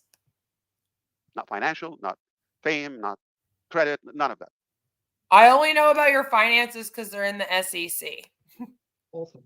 I have one personal question that I have to ask you. It's very important. Are you ready? You could ask anything you want. Were you able to blow out all 51 candles? Actually, we had the 1 and the 5, so we just rearranged them, so it was 15. I'm officially 15. There's a couple of candles, yeah. Here's the beauty. Okay, Ew, that's our not. close friends, neighbors, actually, they had a daughter just the day after my birthday, just a couple of years ago, 2 years ago. Okay, and his mom. I don't. So they're a family, a couple, husband, wife, a couple of kids. His mom, 3 days before me, then me and his daughter and another neighbor son, the 16th, or the day after. So we're fortunate to combine. We make it one event, and they always, they're very sweet. We get together, we have a meal. Pretty cool. Yeah, that's I wish nobody knows and nobody what people do in mentions it. community. Honestly, I'm just telling you a secret, okay? But Very good. they know it's no secret. Like I don't want to somehow bother them or have them to put any effort or do anything because of me. So I wish they don't know and they don't bother, but they know. Very good. So one day when we're on menu or My the thing though, late Sam, is that night even shows, if it's okay, not a bullshit story, it's like, what does it mean though? Like, what are you trying to say that says about you? That you're a great community person? It's like, I don't care that you get together with your neighbors, who several of them celebrate a birthday near yours and celebrate and sit down for a meal. That doesn't make you a good person while you're out here not paying your employees for fucking 8 months, not paying anyone their commissions, stealing $108 million, and then not paying your bills and owing things. You know what I mean? I'm kind of like, cool. Also, like in my neighborhood anyway, that's not bizarre. That's like normal behavior for this neighborhood. Like somebody has a birthday, a bunch of people in the neighborhood get together, set out tables outside, they do food. It's like most communities do something for birthdays, you know? Yeah, if you have a birthday close to your neighbors, I'm sure there's other people in the world that do that. But I feel like he tells these stories to be like, look at me, I'm a very good person because I do things like this. And then, like I said, it'll be normal things that like everybody does. Like, yeah, most people celebrate their birthday with like their family and a few neighbors or friends. Like, who doesn't do that? You know? Like, I have some years where I'm not doing that for my birthday, and it's just like me and my immediate family. Because, you know, when you're an adult, you only celebrate when it's like the special birthdays for the most part. But like, for the most part, like I said, you getting together, you celebrating birthdays. It's not like that then makes him a good person. You know, it's like that story's a normal story. A 16-year-old doing a co-birthday with a 50-year-old. Yeah, I doubt, like, but they could do like a family get together. Like maybe, because like in my house, we do a few things for my kid's birthday. She usually has like a couple of little birthday weekends because she likes to get together with her bestie by herself, like the weekend right after school starts, because she already knows that they're friends. And then she likes to save her party. We're doing it this upcoming weekend, her party, because then she knows who she wants to come, because then they've been in school for like 2 weeks. And then she actually like knows all the kids. That's the shitty thing. My daughter's birthday is like right at the beginning of school starting. So it's like all the kids are getting into school the first week. They're all fucking exhausted on the weekend. And, you know, so it's like maybe they do their family birthday with the neighbors. Like we usually do a little dinner on the actual day where it's just us. And then, like I said, that weekend she'll have like her bestie over and they'll hang out or go to the movies or something. And then the weekend after, we have cake and have friends over with presents and whatnot, you know. So it makes sense. Maybe a 16-year-old sits down with his parents for a dinner, and the dinner includes the neighbors. Like, it's not out of the ordinary. That's kind of my point, is that it's such an ordinary, fucking boring ass story that I'm like, why are you telling this to us? Like, just to tell us how you celebrated your birthday because you're like a 16-year-old? All these people really like birthdays, which is great. I like birthdays too, but like they celebrate birthday every day. I bet Ash stole the birthday cake from the neighbor's kids. That's the real story. The real story is that he went and swiped the 16-year-old's birthday cake. The three goons have an opportunity to ask some relevant questions, but end up making jokes. It's always the same. They need to grow a set. As Ella would say, it's so frustrating to watch, but you have to think that if anyone's brainwashed by Ash Mufareh, it is also them. It's sad. And yeah, they should know better. And I feel like they do know better because they've figured out the MLM thing. I mean, Marty talks about it all the time, right? Only 1% of people make money in an MLM. It's actually less than that. But he brings it up all the fucking time. The only way you can be that 1% is if you join early. So he figured it out here, right? That's kind of why this is their gig. This is why they know that this is the one they'll make money. That's how they can say that with confidence, right? So it's like they're really, really manipulated by him. They I don't even know if they ask themselves these questions anymore. It's the same as all the other O founders and how manipulated they are, and you get kind of brainwashed into not even questioning things anymore, right? Because the times when they did question, they were told not to. They were shamed.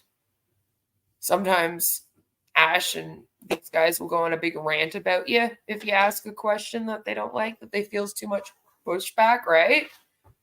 I mean, look what happened to Ron when he started selling for another company as well to make some money since this one isn't paying out, right? They like shamed him and guilted him into quitting it and taking down all of his stuff.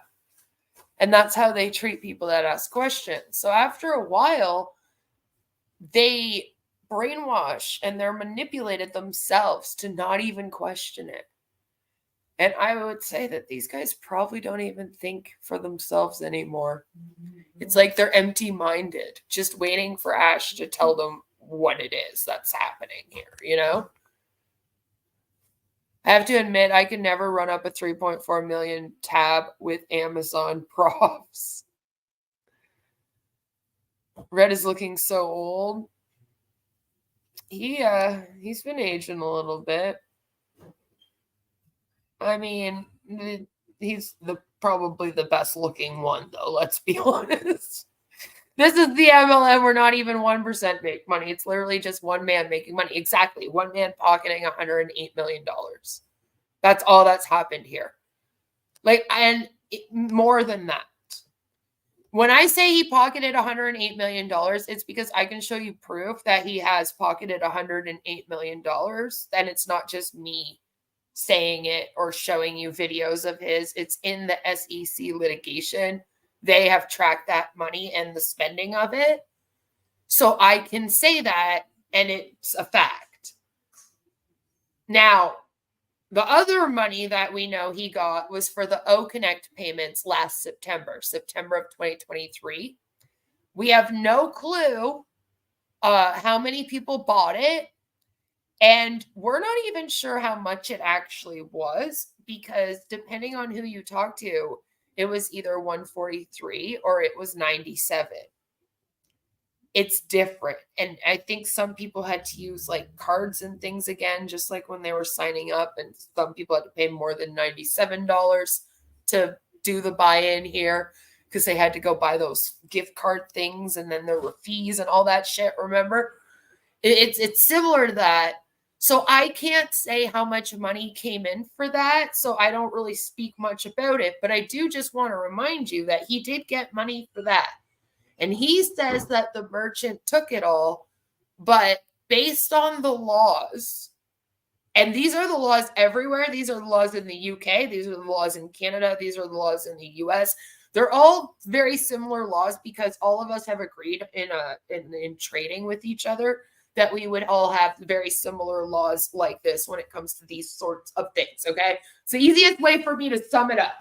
And so basically the laws are that you can only keep up to 65% of the funds as a merchant for up to 6 months. So it's 65% at the very most. That's the most that they would have kept. So then he would have had the other money going into his pocket, because apparently he wasn't paying his Amazon bills with it, right? And we've been hearing that he's allegedly losing more than just the Singapore office now. Apparently, he's also in the midst of losing the Hyderabad and Dubai office for non-payment of rent. So because of all that, it's like, where else did that money go? Obviously, he pocketed that just like the $108 million, but I can't tell you a number. I can't tell you how much it is.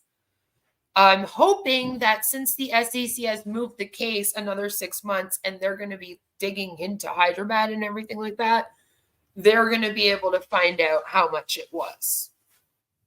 I feel like that's partially why that's all going on too, because they need this newer information to add on to everything else they're getting him in trouble for, because it only covers up to June of 2023. Anything after June of 2023 is not included in this SEC litigation. They have amended it and updated a few things. And I believe that they still have the right until the end of discovery and all that to really show the whole case and everything that they're going to be giving forward. There is a date that they have to hand that all in by, and I believe it will be by, I think it's like mid next year now, because everything got changed, and usually they have to hand all that in about 6 months before they go to trial. That's just how the civil suit goes. You have to hand in all of your accusations and all your evidence for it to the opposite party so that they have a right to look through everything and see all of the accusations and kind of make their defense and hand that in. They also have to hand that in usually and say, this is our defense and this is what we'll be bringing up as proof and evidence and all that, right? So that usually all has to get done along with the discovery. It's like right after the discovery is due, all that stuff is due. And I'm hoping that they're going to bring some of that new info into this. And then maybe by then we'll have numbers as to how much he made with the O Connect and all that. You know what I'm saying? So like, I don't like to speak on things unless I have 100% proof. So that's why. So I've had some people be like, you keep forgetting about the O Connect money he made. And I'm like, well, it's not that I'm forgetting. It's just, I can't speak to an amount and I can't speak to everything that actually went on with it because the SEC hasn't broken that down for us yet. And like I said, I don't go in real life. So I ain't going out here looking through people's finances, looking up their personal info. All right. We get all of our information. The Recovering Hunbot and I never, ever go like digging into personal stuff. It's all public record stuff that we get, just like the SEC litigation is public. All the information that they post up that we share with you in terms of them changing the dates and blah, blah, blah. All of that gets posted publicly. So until the SEC posts a public document that breaks down all that O Connect money for us, I can only really say that, like what I have said about it, but I can't give any numbers. But no matter what, it's over 108 million. I just want you to keep that in mind. It's 108 million at least. And then there's more on top of that we're not sure of yet, you know? So even like with all of this money and all of this O Connect, they're now saying that some people got paid. And I'm very confused. Ash made a statement about it recently. These guys have all said that people have gotten paid in recent webinars over this last week.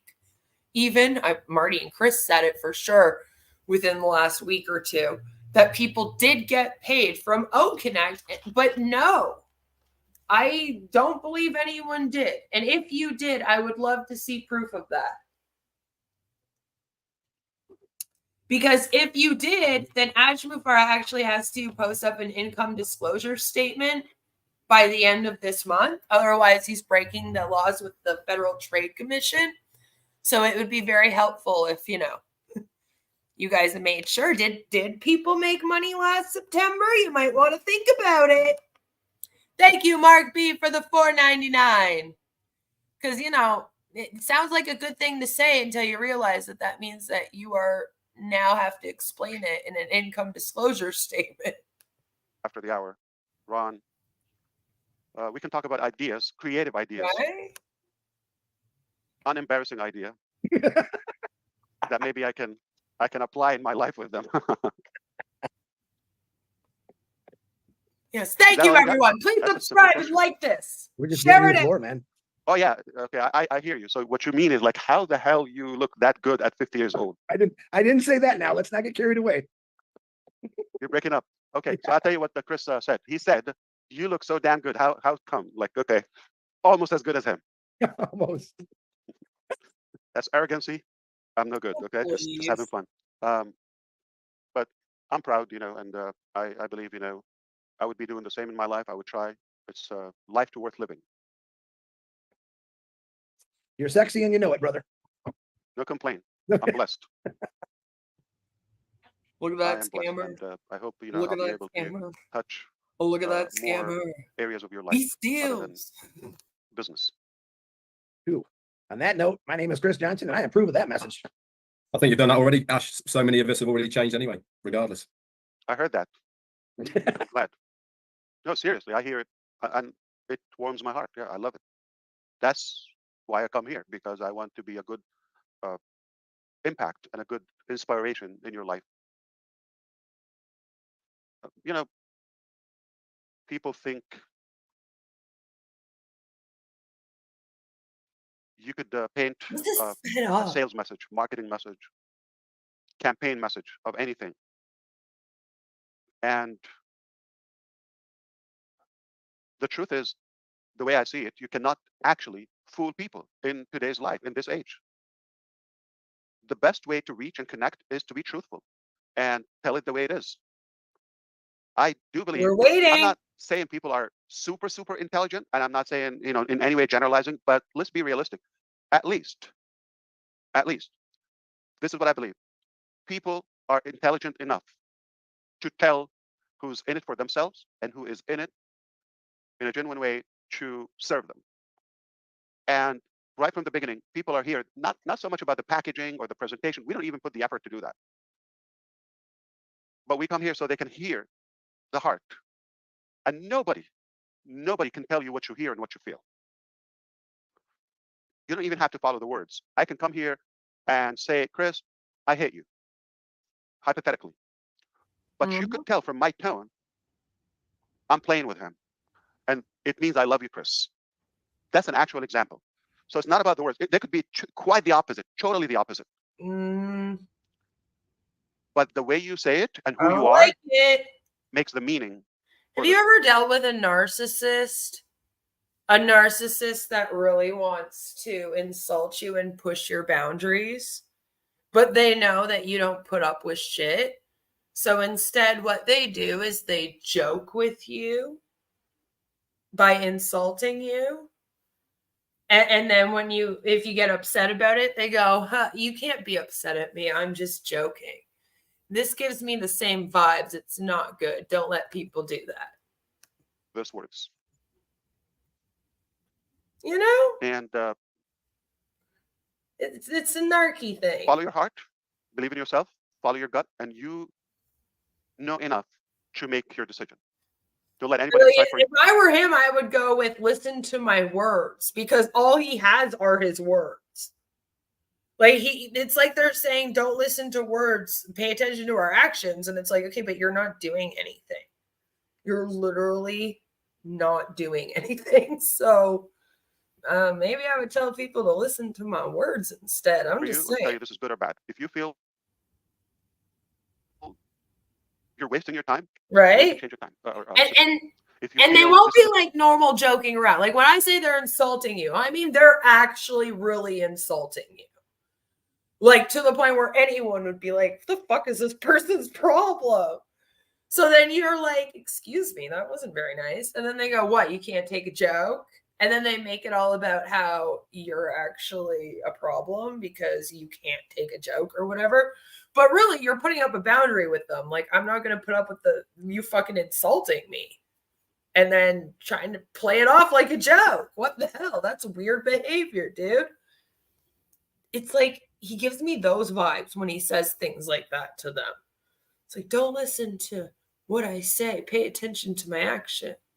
It doesn't matter if I say that we're going to be live at the end of this month. Just think you're going to be a millionaire in 10 years. It's impossible. I don't disagree with you. It's going to be impossible for you, not for us. If you feel this is different and there's a sense of respect and hope, unity, this thing is totally and entirely based on love. It's my belief that in order to be the leader of a cult, you have to be a narcissist. Because most of us, those of us who are not narcissists, feel very uncomfortable with that type of praise. Even if you're the type of person that really likes praise and really likes positive, like, attention, you know, like most people do, by the way. You're not weird if you like praise and positive attention. Everybody likes to be validated. All right. Everyone likes positive attention. Everyone wants to belong. Everyone, you know, wants friends. Everyone wants a community. Like, that's not weird. That's a normal thing. And it's like, those of us that are just normal, having that attention is one thing. But then to have somebody actually like put you on a pedestal of being like a godlike figure, it becomes extremely uncomfortable for anyone that's normal. Like, I'm telling you, you have to have like an ego and you have to have that part of your brain turned off. Because anyone else kind of goes, ooh, this feels weird. You feel like you're being love bombed. when people start treating you like that, you know, and it's like, no, don't put me up on that pedestal. I don't want to be up there. I don't want to live up to that expectation because I'm not perfect. Right?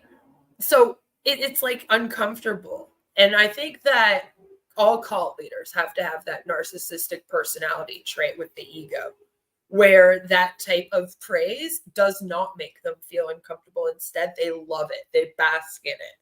That's like almost what gets them off. That's what they do it for. And Ash is very much like that. And this is why it's like people know he's like that. This is why, like, they make songs for him. They make videos talking about how great he is. They suck up to him a lot on webinars, even when he's not around. It's because they know that he just eats that up. You know, it's I feel like if you don't have that narc trait, like, you would not be able to lead a group like this. You would immediately get uncomfortable and be like, please stop praising me. Don't call me a god. Like, you know, if only Bill Gates had taken part in a few more 360 webinars, think how big Microsoft could have been. Right? Has anyone ever thought that Ash is having absence seizures when he has those freeze moments? I think he's just trying to think of his next lie. Sometimes you can almost see him thinking very hard. You know, you can like see people thinking. I'm somebody that you can like watch me learn. One of my teachers told me that I was really fun to teach because she would like look over at my face in class and she'd be like, and I can actually see on your face you learning. It's so cool. Some people are like that, and Ash kind of has that a little bit when he's thinking. You can like kind of see him thinking. You know that he's thinking like super duper hard. And I feel like whenever he pauses, that's what he's doing. He's like, fuck, what do I say now that's going to really hook them in and keep them here? Did that emoji spammer just go? Maybe, I don't know. I've been called a lot of things. I've probably even been called a goat fucker. I wouldn't be surprised. It is my belief that Chris has a drinking problem. A lot of people are thinking that. There was also comments about how he had quit drinking that Marty and him were making. And I was kind of like, so does he have a drinking problem? No. The three amigos are complete failures, but Ash bigs them up, saying they're intelligent. No wonder they want to stick around. It's sad, actually. And that's the real tea, is that Chris and Marty have never felt appreciated in careers, and both of them are now not working in a career. You know, Chris is retired. Marty's on disability. He could no longer work. He found out he couldn't work. And so it's kind of a hit, especially if you're someone that really loves to work. You know, my husband kind of still going through that a little bit, being told that you can't work anymore, that you're too disabled to work when you really want to work, can be really, really disheartening. And I feel like they have no importance in their life anymore. Like, they don't seem like important people, especially when you're used to having kind of like status at a career, you know, and then that gets stripped from you. And then you come to a place like this that, yeah, basically puts you up on a pedestal real close to that guy that they say is like a god. I mean, that's got to feel pretty good, right? 2025 was the year the internet would quake. Saul is saying facts about the narkiness of a cult leader. Ash paying people under the table. I don't know if he can anymore. I know he was giving out super chats at the beginning, and the Recovering Humbot did a great job of keeping track of that and like outing that. I don't know if he's been able to do that again since June 2022, like he says. I don't think he's been doing much of that. He has an evil look in his eyes. Ash's eyes are very like black, I find. Not much behind there. I got called a saint after giving some money to a poor woman. It felt very uncomfortable. Right? Right? Behold, these four are the brain trust of Onpassive. Can success be far behind? Oh, God. Come on, the big three can't be motivated this much without pay. But that's the thing, is that, yeah, they can. You have to understand that Marty's put in 34 years of this promise. This isn't just about Onpassive for Marty and Rhett. For Chris, maybe more so. For Marty, this is all of the work that he has ever done in MLMs about to pay off. It's not just about Onpassive for him. He's been working 34 years to get to this point where he would finally be at the top in that 1%, and he's finally got the position. So to him, this is like his payoff for the 34 years that he put into working online. And he's convinced himself of that. He might have convinced himself every single MLM he was in along the way was going to be that big payoff. But this one, he knows he has a better chance with, because like I said earlier, they figured it out. The only way to be successful is be the first one to join. And I know all the O founders think they're the first ones, but they're not. You're absolutely right. So don't let anybody decide for you. You're grown up. You're mature enough to make that simple thing. If somebody is like, really forcing you to pay something or to sacrifice or to donate your organs or whatever, no, none of that. None of that. You're here by your choice, free will, and don't expect anything but good from us. Wow. Is that good enough? It's very quiet in New Jersey today, but we'll have to come another day, I guess. I'm quiet in here. Are you kidding? No, I jibber jabbered enough before you came on. You did? No, I love what you heard, John, what you said. I loved it. I can't wait for next time. Thank you so much. Wow. Thanks, Ash. Have a good Love day. you, Ash. Thank you, brother. My pleasure, always. Cheers, Ash. Of course. So let's sum this up now. Wow. Wow. I think we ended it. Marty, you still? Nope.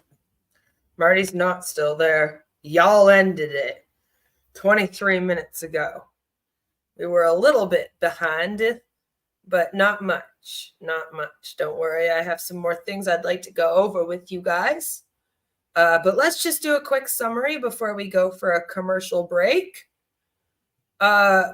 So basically what just happened, in case you missed some, is Ash Mufareh came on 3 weeks ago and stated that there were 3 scenarios. The first scenario, Onpassive would be done in the next week. Second scenario, Onpassive would be done by the end of September. Third scenario, in 3 months. But he promised us all it would be the second scenario. He then went on a Heroes webinar later on, a couple days later, and said, yes, it is definitely going to be scenario B for sure, 100% by the end of September. So he just came on just now and then tried to trick you into thinking that he was giving you new information by telling you that this was going to go live a week from this upcoming Sunday, hopefully if everything goes well. And I am a little bit upset because that is the 29th of September. There are 30 days in September, and that means that that's the fucking end of the month. So basically, no, he didn't give us any new information. He just came on and repeated the same thing he said the last time, but tried to make it sound like it's sooner than it is. Because as I stated earlier, it sounds a lot sooner to say a week from this Sunday than it does to say at the end of the month, right? It's like our mind plays a little trick with us. It's the same reason why companies make things $99.99 instead of $100. You know, it looks like it's less. Sounds like it's less time, but it's not. It's the exact same plan as it's always been. So there's a 3,000% chance of Ash delivering commissions for everyone. That's how they'll take it. And they're all going to act like this is amazing information and like it's coming early. What, by one day? Okay, you know. Onpassive without problems doesn't exist. It doesn't. And honestly, the biggest problem of Onpassive is this man. My name is Ash Mufareh, and I'm your friend. And then the second biggest problem is these guys. Stop going there. So, like, I don't know, maybe start by getting rid of them. Just an idea. Just an idea. We're going to have a quick little commercial break. And then when I come back, I just want to go over some things with you in terms of the SEC again. And I would like to also read an article to you that came out on the 8th of August because it makes me happy. And it should make you happy too. So stay tuned and we'll be right back. Today's video is brought to you by... Do you have a berserker demon? You may think that's a strange question, but I've dealt with berserker demons. What's a berserker? The word describes ancient Nordic warriors who fought with uncontrollable rage. This is where we get the expression, he was so angry, he went berserk. In the days of Vikings, berserkers would enter a trance before battle to get supernatural strength. They fought with a frenzy. Sound like someone you know? As we say, they lose it. Explosive anger can come from frustration, feeling disrespected, trauma, mental and hormonal issues, and drugs, but uncontrollable rage can be demonic. As an exorcist, I've dealt with berserker demons. If you've got one, you'll need more than anger management therapy. You may need an exorcism of a berserker demon of anger. That's inhuman. I'm here to help at boblarson.org. Whoa, looks like you got a bit of a tangle in your dangle. Did you know that more than 8 out of 10 hose owners die each year? Not anymore.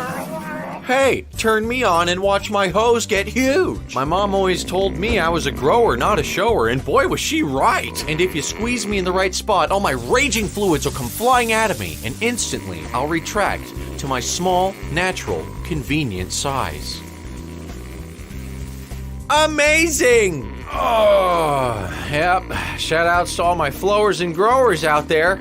And just like a real snake, it can contract and expand like an accordion. You know, we really wanted to name it the Snake Hose, but that's the title of a gay porno. I mean, I've never seen it, but lizard's close enough. This is my next door neighbor, Sharon. She didn't know I was filming her. She also didn't know I had my hose in my hand, too. If your hose weighs more than 15 pounds, I feel sorry for you. You see, women prefer light, dainty, petite hoses. You don't want to be walking around with a big honking nanner. Oh, Sharon. Whoa, watch the whoa, don't get it caught on the thing. Whoa. Hey, buddy, watch where you're going. You don't want to end up like that guy, still using a standard hose, not going anywhere, and he's fucking bald. Fuck! Look at my hose, people. Oh, yeah, it's growing fast, and it's not kinking up anytime soon. Now, I don't know who lives here, but it's time to wake up. Behold, the full length and girth of my hose and its full potential. Hey, can't you see I'm filming a commercial here, you fucking asshole? Wah! Take that, fuckboy. No one fucks with my hose. The lizard hose is about $30. You get 25 feet. That's like, just a little bit more than $1 per foot. Now, fuck it, we'll give you 2. That's 50 feet. Get fucked. Come on, touch it.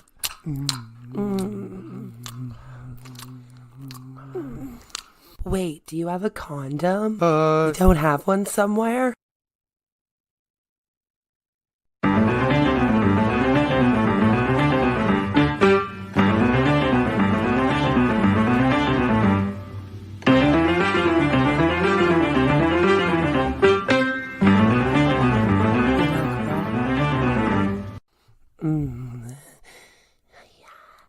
Yes. Oi, excuse me there, sir. Do you have these directions? Sure, you just go down that way and make a turn.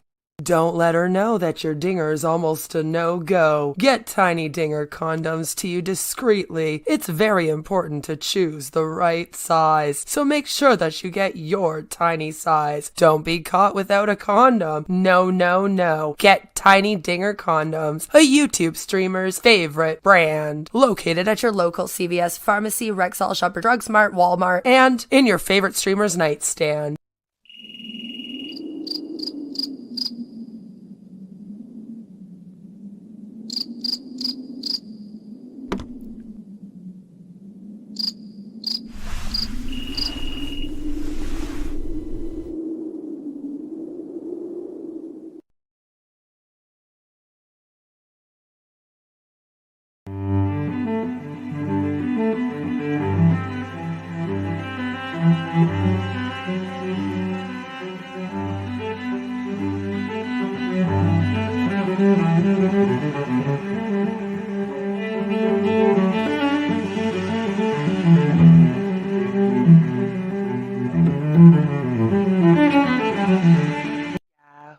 get it.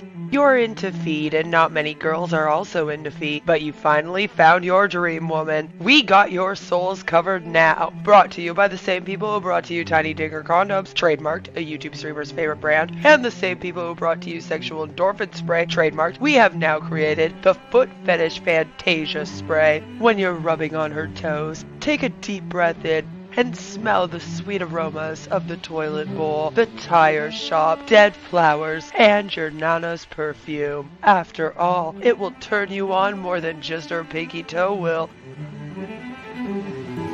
This little piggy has been to the market and grabbed themselves a bottle of the Foot Fetish Fantasia Spray, trademarked. It made it so much easier to wake to my ex-girlfriend's feet after she posted up her beach trip vacay photos. Grab your bottle now and make that nasty foot fragrance vanish just like a ghost. Located at CVS Pharmacy, Shoppers Drug Mart, Rexall, Walmart, Kmart, Chaz R Us, and in your favorite foot fetishist nightstand. Are you getting upset with people's freedom of speech and consumer protection laws that allow the public to speak out about your scam? Are you giving YouTube creators false strikes in order to continue preying on vulnerable people? Is it getting hard to hold it in? Hold in all the bullshit? Well, introducing Tiny Digger Diapers, the adult diaper designed for the man baby deep down inside who's always on the way to the top where his ears will pop. With our FlexiFit technology, Tiny Digger Diapers moves with you whenever you sit on your chair, sit in your RV, sit on a boat, or sit in your home office paid for by the people you scam. The Secure Lock core offers unmatched absorption for when you're full of shit, which is most likely all the time. These diapers keep you dry and comfortable so you can attend all 500 hours of webinars this week and not miss your chance to sign up a homeless man to your scam. Maybe he also needs the diapers, huh? Brought to you by the same people who brought to you Tiny Digger Condoms and Fantasia Foot Spray. Buy Tiny Digger Diapers today. Located at Shoppers Drug Mart, Rexall, Walmart, Target, your local CVS pharmacy, and in your favorite con artist nightstand. No matter where your day takes you from webinar to webinar, you will always be dry and you won't have to cry. Thank you for listening to a message from today's sponsor. Yes, thank you everyone for listening to a message from today's sponsor. I appreciate all of you. Please do remember to like the stream. Please subscribe if you have not subscribed yet. Welcome to members Mark B, Rach, Nikki Hansen, Parasocial, Local Girl, Dark David of Bloated Man's Grotto, Jack T, Johnny G, Eileen Ebony, and Deb Fouch. After the stream, I am going to make a members post where I will leave all of you wonderful people a link to the Discord where there is a members area as well in the Discord that you can join. Every month, I will gift 10 members randomly, usually in the first couple weeks of the month, but we're a little late this month. So please forgive me, but let's continue on. So one thing that I wanted to talk about today was this amazing article that was done by Inside PNG. It was written on August 8th of this year, just recently here. Here it is. August 8th, PNG, Inside PNG, and it is about Onpassive. We are in it to win it. And they have a lot of people signed up in Papua New Guinea, way more than they should. It is a lot of money for the people there to sign up. It is like a month's pay for them to sign up with $97 US. So it's amazing that so many people have signed up from this area. I'm just going to make it bigger for those of you that are blind like me. It says thousands of Papua New Guineans have signed up to an international multi-level marketing scheme that is being pursued in court in the United States for allegedly defrauding hundreds of thousands of people of over 400 million kina. So I'm assuming that's about 108 million US. As many as 13,000 Papua New Guineans have signed up to the scheme known as Onpassive. The Orlando, Florida-based business promises individuals hefty returns from a one-time investment of $97 US, which is about 375 kina, and monthly subscription fees. It's not really monthly subscription fees yet. Right now, Connect is quarterly, but I mean, it's not much different. And eventually it is supposed to be monthly subscription fees for Tracker and eventually other products that come out in future. So you're not completely wrong. It's just right now it's really just quarterly fees that they haven't been able to take from anyone, thankfully. The company claims that investors will share in the profits from the sales of an array of software products that it has developed, and which will be released in the near future. However, the products have failed to materialize. The U.S. financial regulator, the Securities and Exchange Commission, SEC, last August filed a civil complaint alleging that the business and its owner, Ashraf Mufareh, have since 2018 perpetrated an illegal pyramid scheme. Pyramid schemes are a classic form of fraud in which participants are made to pay money up front and then urged to earn their money back by recruiting new people into the fraud. The small number of people at the top of the pyramid can make large amounts of money, while the far greater number of people at the bottom lose out. And people don't understand, but the people at the top of this pyramid are Marty, Chris, Red, Comfort Confor, Angie, Susie McCrae, etc. And then they're all underneath them.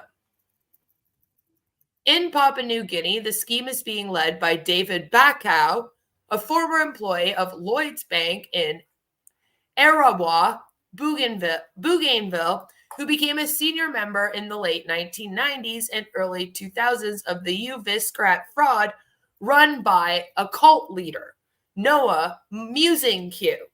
And we've already talked about that a little bit.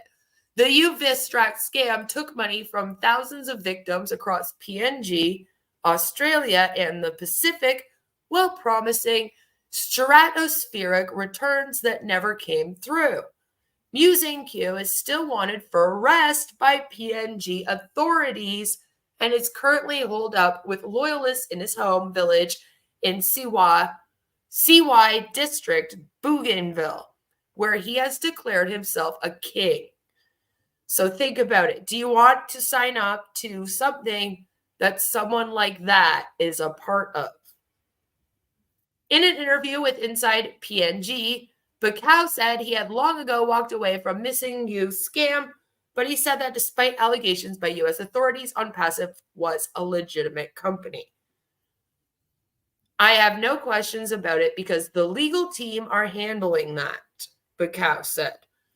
We believe in Onpassive owner Mufareh's integrity, he added. And that's what you're going to keep hearing, is that they keep saying he has integrity. He's real, he's honest, he's transparent. We're going to get into just how transparent he allegedly is. I followed him in 2019 when the company was barely nothing, and they've basically built, and I've seen everything developed from there. Bacow told Inside PNG that he had not yet made any money from Onpassive, but stands to make a 25% commission on each 375 kina sign-up fee paid by the scheme's PNG investors when Onpassive software finally launches. He said an issue with data migration has temporarily delayed the release of the software products, which are touted as being part of an integrated artificial intelligence ecosystem that will replace platforms like Google, Zoom, and Facebook. However, disgruntled former scheme members say such delays are simply part of the alleged scam. U.S. regulators have alleged that Mufareh and his wife have instead used the money on personal expenses, including online retail purchases, upscale dining, TV subscriptions, grocery, salon and spa visits, and the purchasing of stocks. Bacow said he is unfazed. Like, they've told him this information. In every business, there's a risk, Bacow said. Nobody owes anybody. So Ash Mufareh doesn't owe us. We don't owe him anything. That includes your loyalty then. Onpassive and Ash Mufareh did not respond to questions.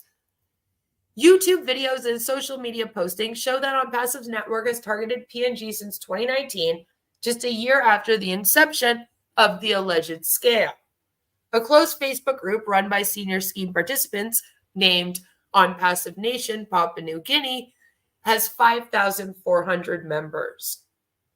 Reporters from inside PNG contacted 10 to 15 Papua New Guineans who have participated in the scheme or have been drawn in by others, but all refused to speak on the record or simply did not respond. And that's because many are forced to sign a fake NDA. A lot of them think that they'll be in legal trouble if they say anything. They've been threatened. According to the U.S. SEC's 2023 complaint, as of March last year, Onpassive has received over $108 million US from 800,000 investors around the world. I wanted to go through that sort of again because I wanted to talk a little bit about what's going on with the SEC and what all is happening. So the case has been moved for 6 months. I'm going to show you all that.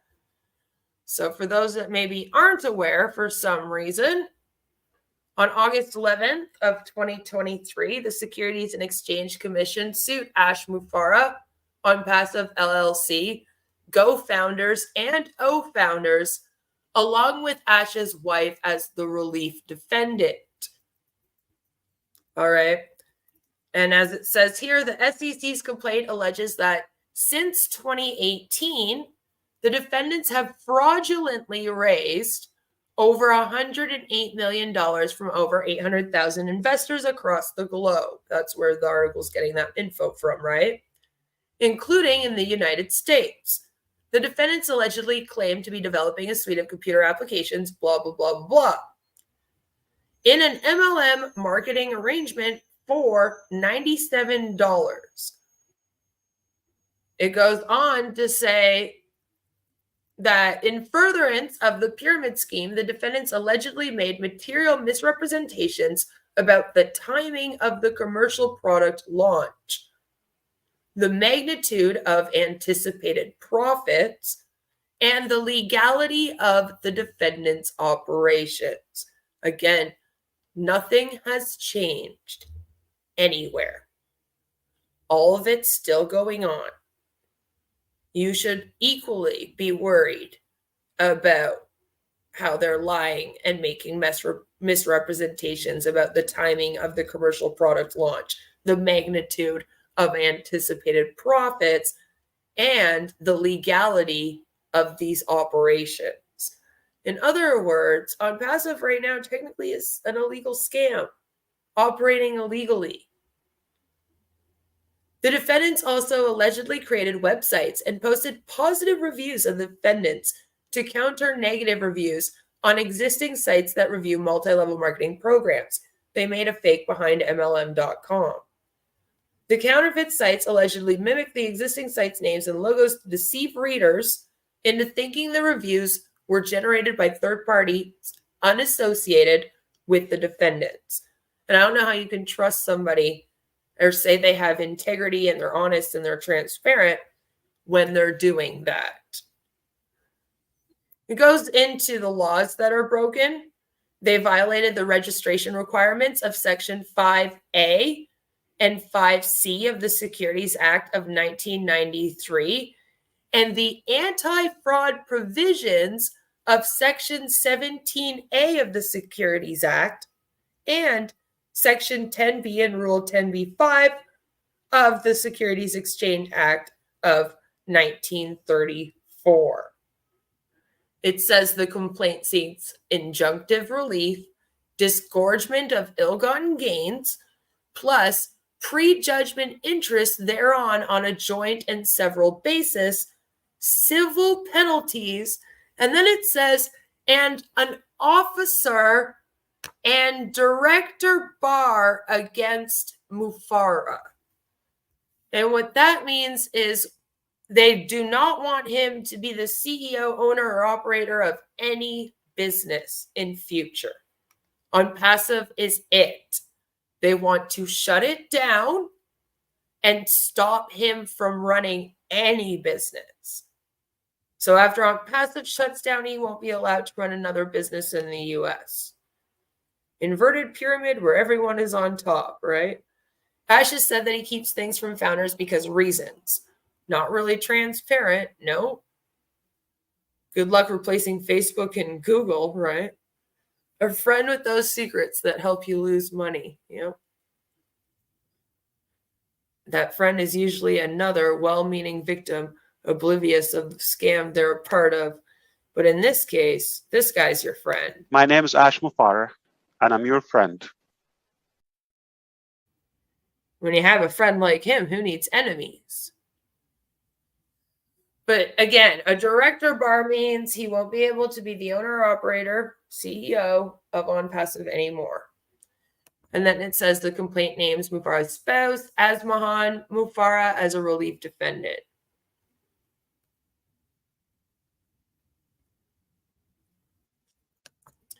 And I get all my information from this area right here.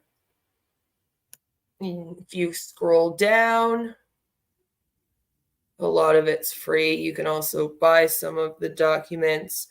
But if you scroll down to the bottom of this page here, you guys are going to see the order on motion for extension of time to complete discovery, right? That got granted. So they have done a new schedule, and the court is now set for December 1st of 2025 instead of June 2nd, 2025. So I wanted to show you guys that because I had mentioned it. But here is the proof here, and it has been accepted. So, like I said, though, there was no real reason for the judge to be like, no, we won't move this forward, right? So I just want to take a minute and talk about this for a second. Just go over it again for some fun. So we're going to start off by going through just this one little part, because it's my favorite part of the complaint. And then we are going to go through Ash's response, because Ash admits to taking and pocketing $108 million for himself. He admits it in his response to the SEC. So what they say is, they say in their complaint on page 37, number 4 here, defendants and relief defendant Asmahan Mufareh received investors' funds. As a result of the foregoing, defendants had raised in excess of $108 million in illicit proceeds from investors as of March 2023. Ill-gotten gains were received by defendants from investors through a variety of different methods, including in crypto assets, cash, check, wire transfers, and various third-party payment services. All of these payments went into accounts which were and or are subject to Mufareh's and or Asmahan Mufareh's control, meaning basically their personal bank accounts. Mufareh and or Asmahan Mufareh have converted a sizable quantity of investor payments into crypto assets while holding other proceeds in accounts with financial institutions. From these proceeds, Mufareh and Asmahan Mufareh have expended substantial sums on personal expenses, including fine dining, luxury resort stays, car rentals, day spas, hair salons, martial arts lessons, and jewelry purchases.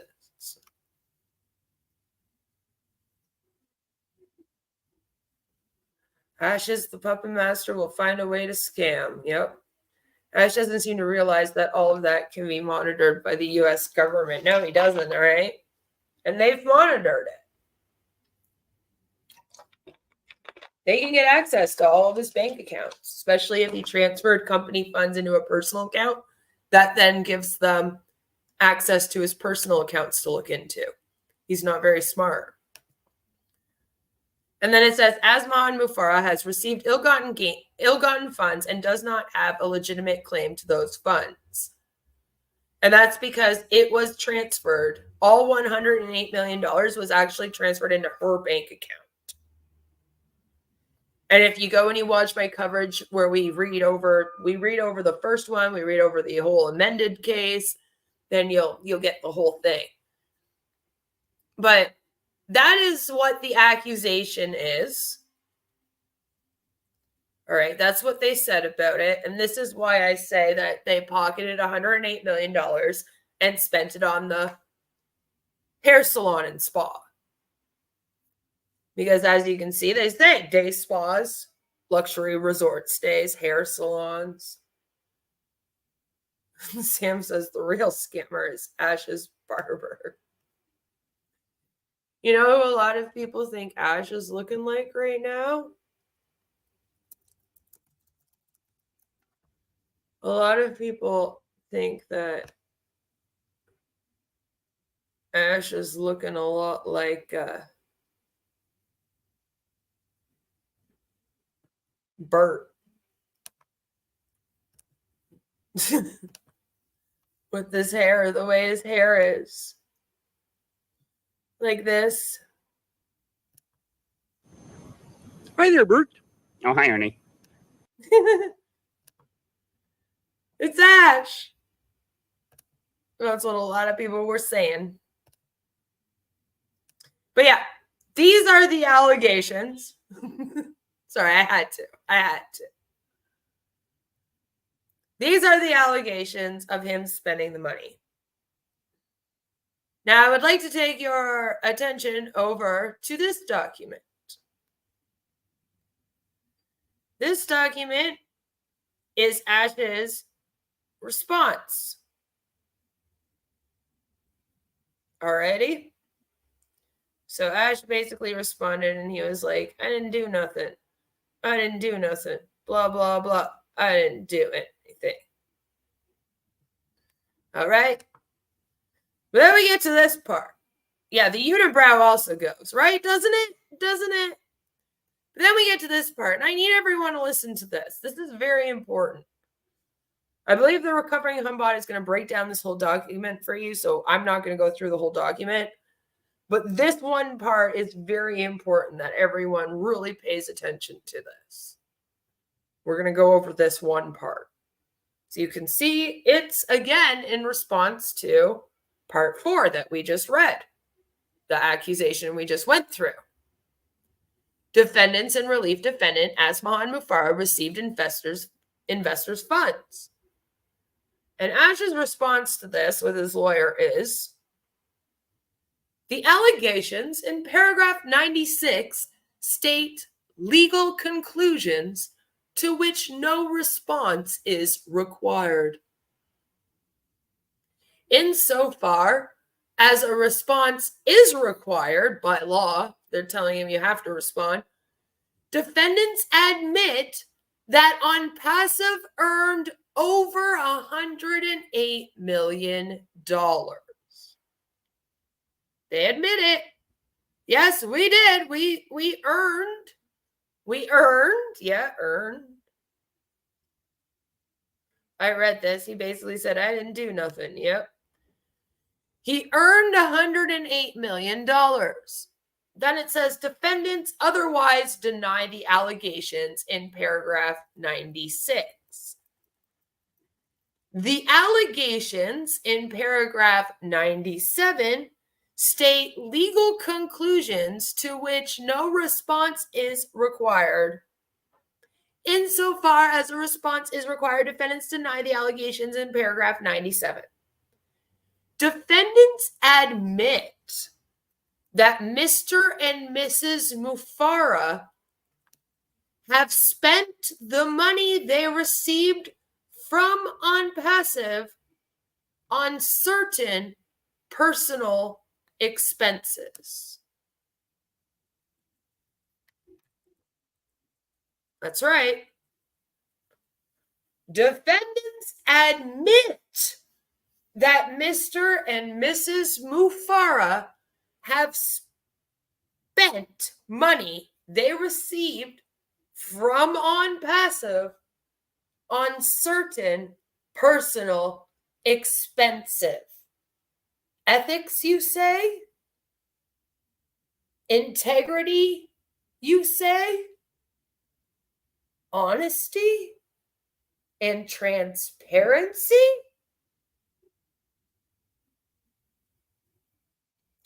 Ash says, yeah, I pocketed over $108 million. Yeah, we spent the money that we got, but then we otherwise deny the allegations. The allegations in paragraph 99 state legal conclusions to which no response is required. Insofar as a response is required, defendants deny the allegations in paragraph 99. But there you have it, right here. Line 98, it's on page 20 of the response. He says, we admit that we spent it on personal stuff. And yeah, we earned over $108 million. He ends up going on to say that she deserved it. And that they run the company, so they deserved the $108 million. I don't know how you can be a part of a company where the CEO says, yes, I pocketed $108 million. Everything went down because I owe $3.4 million though. We're being sued for $108 million and I haven't paid my employees since January. And they're losing their homes. They haven't been able to feed their families since January. It's September.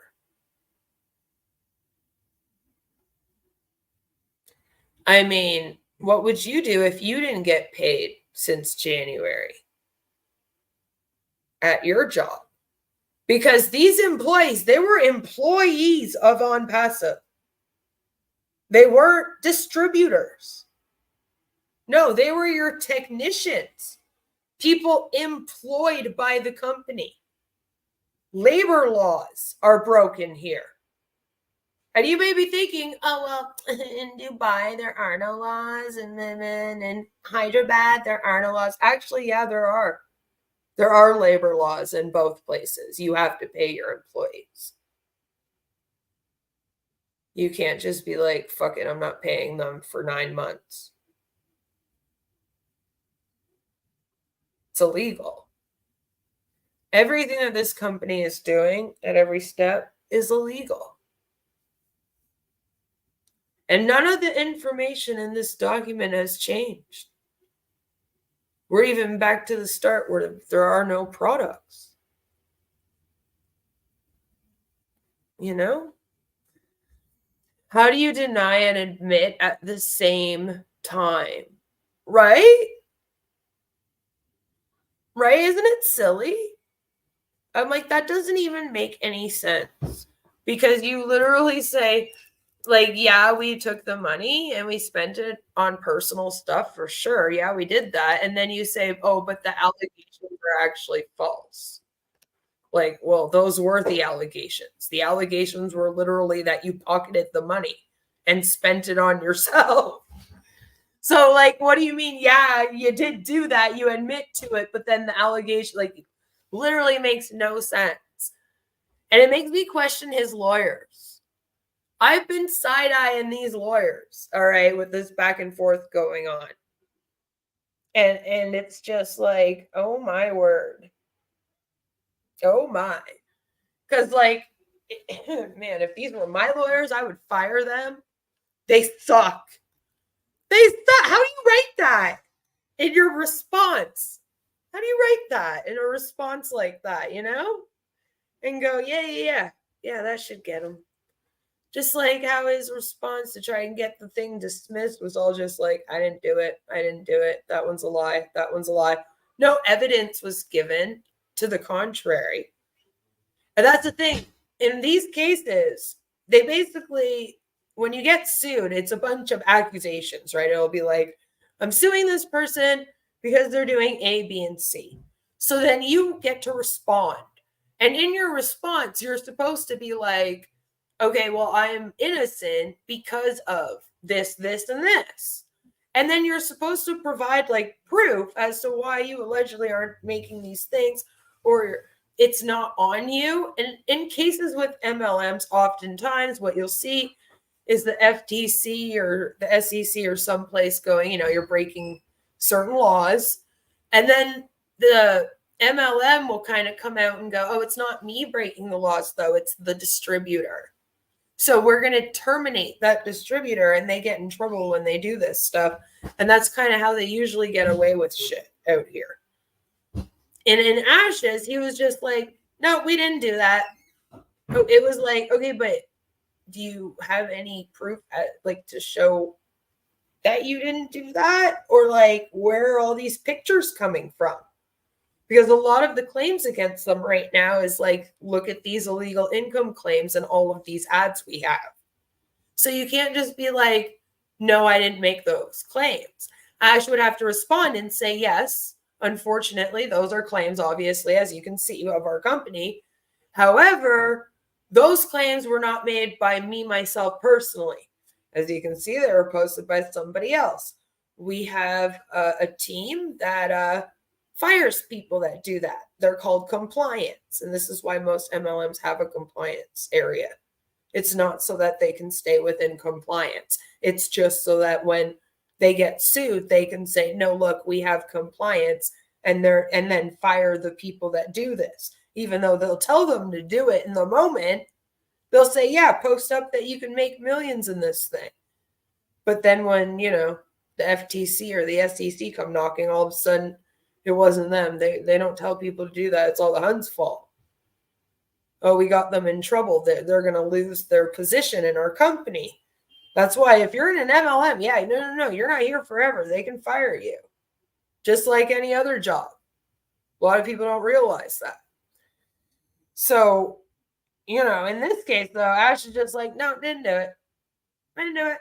It's like, okay, well, we literally have a picture of your company's illegal income claims and of the 3x10 matrix. So I don't know how you can say that these things don't exist. It's just, nope, that didn't happen. No other information provided. It's like, Lord. That's okay. The people who made the claims need to be questioned. It takes time. See, and that's the thing, is that it's very fair. So they have a right to respond. And usually in the response, they give, some evidence or say some kind of something, some defense other than just, no, I didn't do it. And then, so the SEC has the right to respond to that then and be like, well, actually you did, and here's why we think so. And then Ash has like one more chance basically to respond and be like, no, I didn't, blah, blah, blah. They have 2 chances at mediation. And basically, if these responses go through and then they still haven't mediated, then it goes to court. It's looking like it's going to court because I don't think they're going to mediate. The only thing they've agreed on is that they need 6 extra months, right? All I know is Mike Ellis told us everything will happen very, very quickly, right? I'm Mike Ellis, by the way. He always says that so quickly, so quickly. Want to hear Jeffrey explain those apples? Yeah. We should read through some of Jeffrey's books in future again. That was great fun. great fun for all. So is this. How did today's top music sensation become a That'd be billionaire? great fun. It's not what you think. It's because she makes a special kind. Hello, everybody. Listen, we haven't been around for a while, but we've been around. A couple things I wanted to talk about. I know let me explain why things are happening the way they're happening. When we went out to people and said, I'm sorry, but I laughed so hard when I first watched this. Send us videos in, and we told them stay under 20. Well, some people, especially our deaf family, when they're doing it, they don't do sign language for like 20 minutes. The most I get is 5 or 6. I didn't know that. There's no way for me to know that. I don't understand it, because I'm learning about how that works. Well, then they came in, and I kept thinking, am I going to get more? Am I going to get less? So it's getting towards the time where I got to post something, and I would post it. And yes, they're very short. I started to combine them. I know people saying I come for, and it's only 5 minutes. Listen, I'm going to take all of them from here on out. And if they're short, I'll combine them so that it'll work. So then how are you shining the light on one person? How is it any different than a webinar? Why do you have to do it as a live stream? Why can't you just post it up as a video? They don't care to go watch Bill Musk's 1.5-minute videos. So I don't understand what the problem is. Should they be happy that there's something short for once instead of a 7-hour webinar that they have to translate? It's bizarre. But why are you putting a bunch of people together now for shining the light? All right, my shining the light has really changed. No, no, no, no.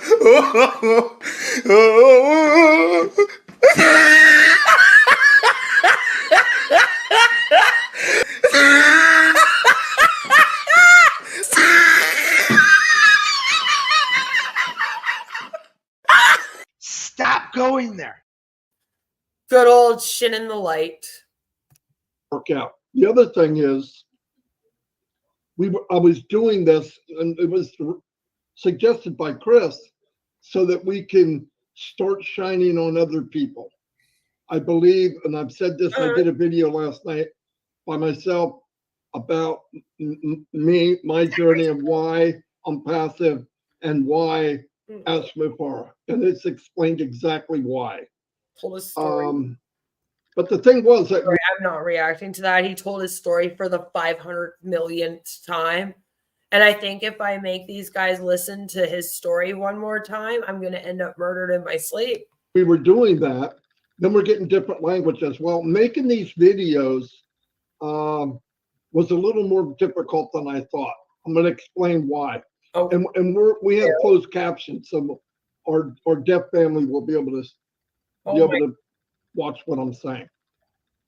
When they send a video and they're doing the sign language, and then they send a text to go with it, the text is much shorter than the sign language. Now, either they're saying more in the sign language than they are in the text, or that's just the way it is. In other words, I could take English, a paragraph, put it into Google Translate, into Hindi, and Hindi might be a whole page longer with the same content. So matching the two is very difficult. Okay. And that's what I've been trying to do. But keep in mind, we're not running or hiding. I love, and I'm going to say this again, and I don't use this word. Who said that they were running or hiding? Who? I didn't even say that. I don't know who said that or where they got that idea from, because I've never said that. The Recovering Hunbot has gone live a couple of times recently about them. She has never ever accused them of running and hiding. I literally am who said this? Nobody has ever said that about you. What I said is that I don't understand why you're now changing the shining the lights from being a live stream where you were going to actually sit down and get to know people. It slowly then turned into just people sending in videos, which then, are you really meeting them?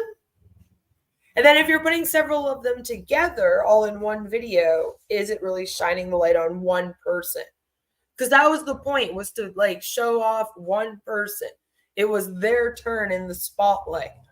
That was kind of the shining the light. That's the whole reason why it's called that, isn't it? So, I mean, that's what I thought. Maybe you weren't that clever. I don't know. But it's just very weird how it has completely turned into something else. The first few were almost like an actual conversation they would have with the people on. Like they would even talk back and forth a little bit. They would let the person like tell a big portion of their story and whatnot, but there was still more back and forth. Now we don't even get that.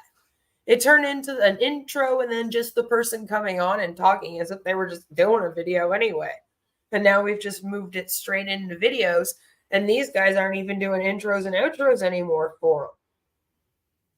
And allegedly it's because they're too hard to edit, as Marty's about to explain, I guess. But do you know what you do in that situation, Marty? You keep the words on the screen for longer. Yeah. Maybe work on your editing skills. You've allegedly been making YouTube videos for like 5 years.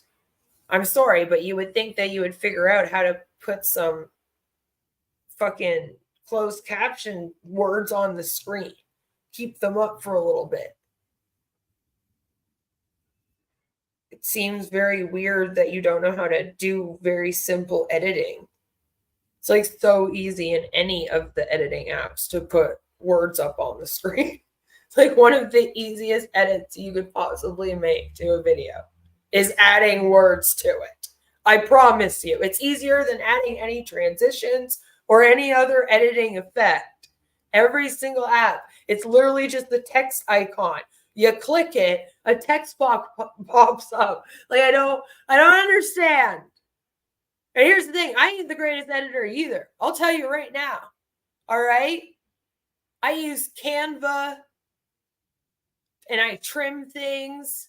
And I use Movie Maker sometimes for certain edits.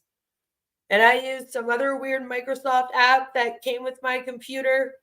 All right? I ain't using fancy stuff. But I can assure you that is like the easiest edit, no matter what you're using. And I use crap. And even I could figure it out. So you should be good. You should be good. It's just bizarre. Easily. I love Onpassive.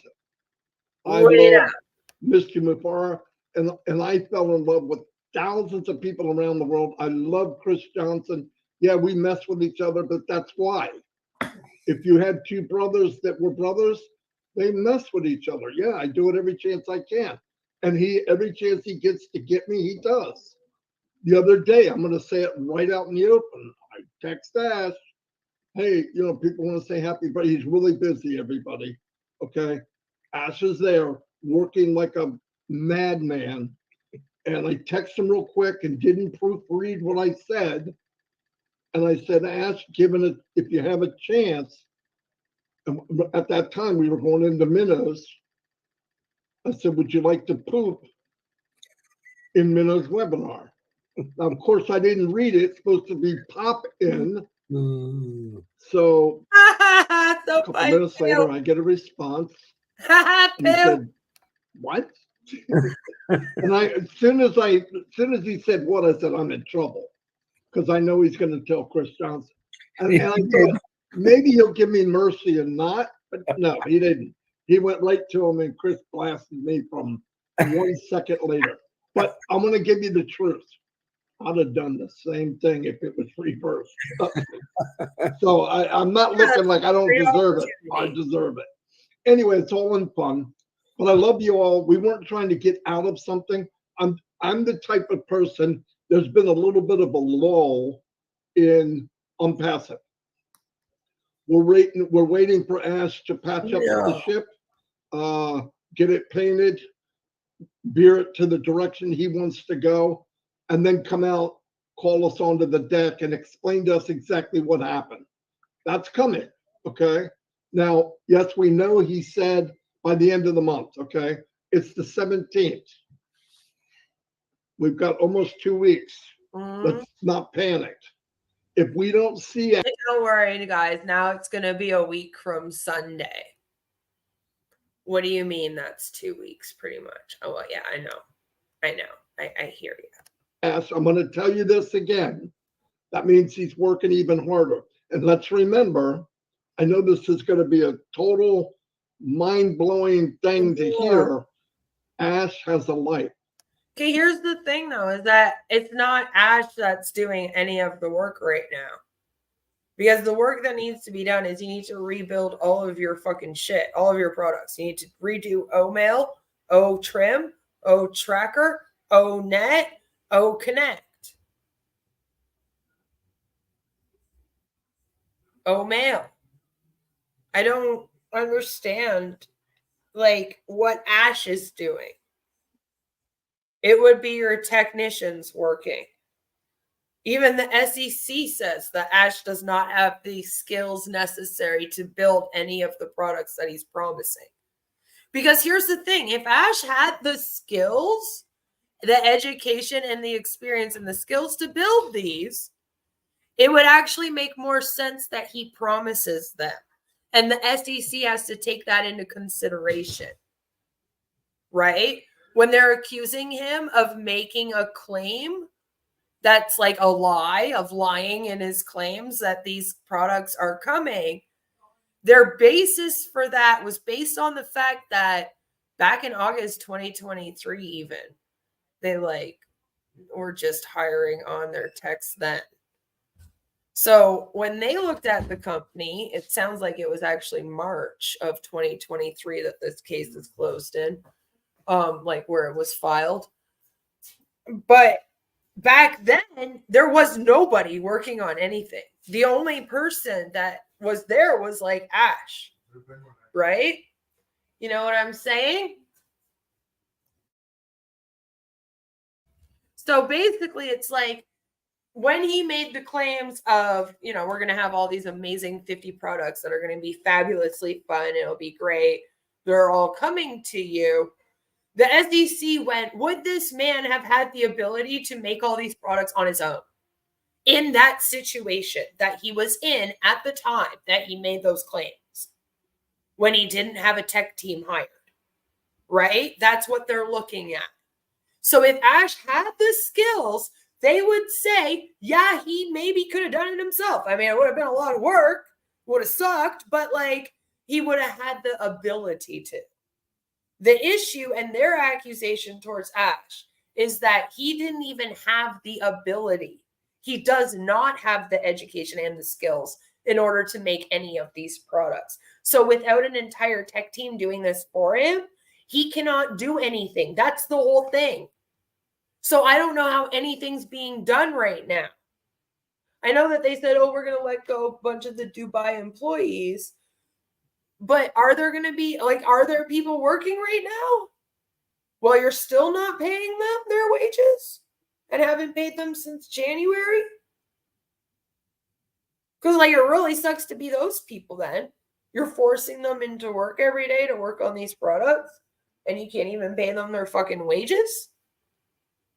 Or are you paying just those people now? Because that's also illegal. You got to pay everybody, especially if they worked there since fucking January. So it's what's getting done here? And what work is Ash doing other than freaking out, trying to get the court case moved and dismissed? Which he's not even doing that. That's his lawyers. He has a whole lawyer team hired. And trust me, like I said, I'm questioning them. They're questionable. He has family. He has things going on. Does he? And he has to address those things. We know that, sad to hear that he lost a nephew.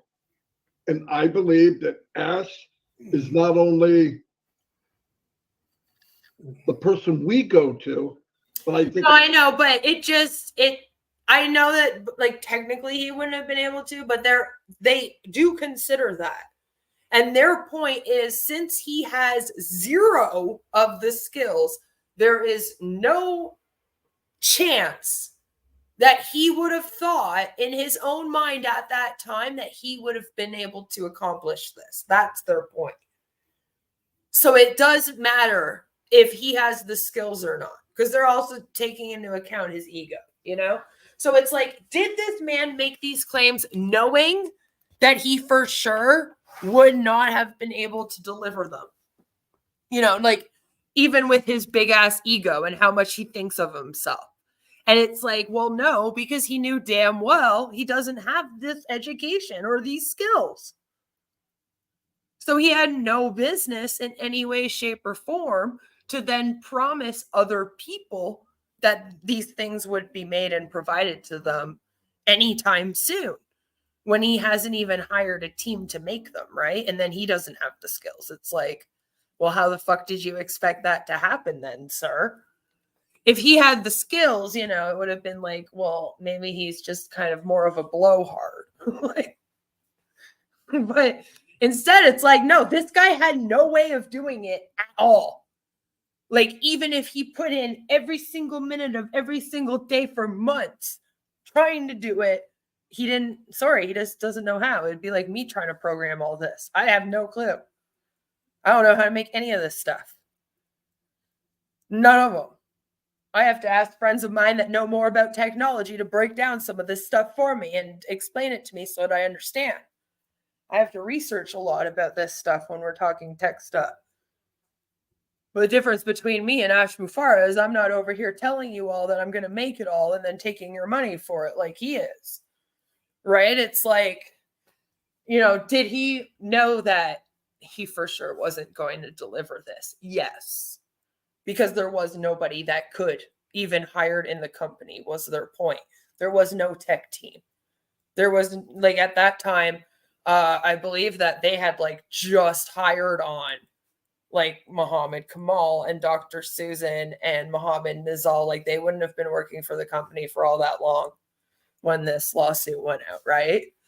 So, like, those people, they also don't have any of the skills necessary by themselves. You know, they got to look at the whole thing.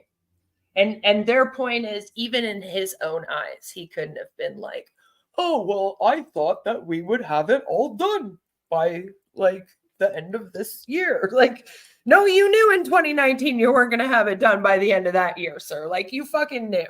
Come on, give it up. That's kind of what they're saying. It's like, there is no way. And that's why it frustrates me when they try to pretend like it's coming now too. We're in the exact same position again, you know?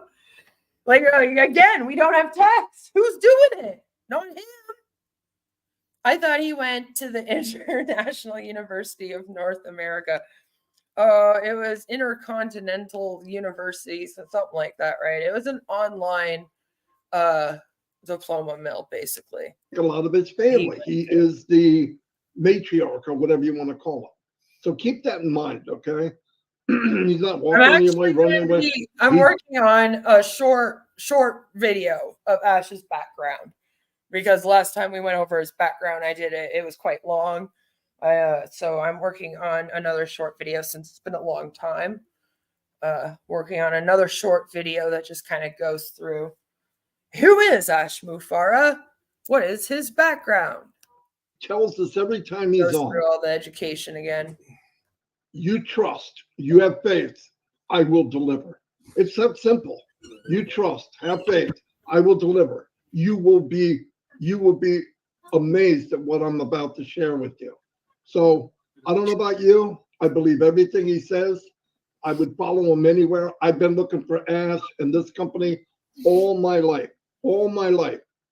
I've met people, but I want to tell you, and I mean this from the bottom of my heart, I don't know all of the products that might come out and how they're going to be and all that. I know this.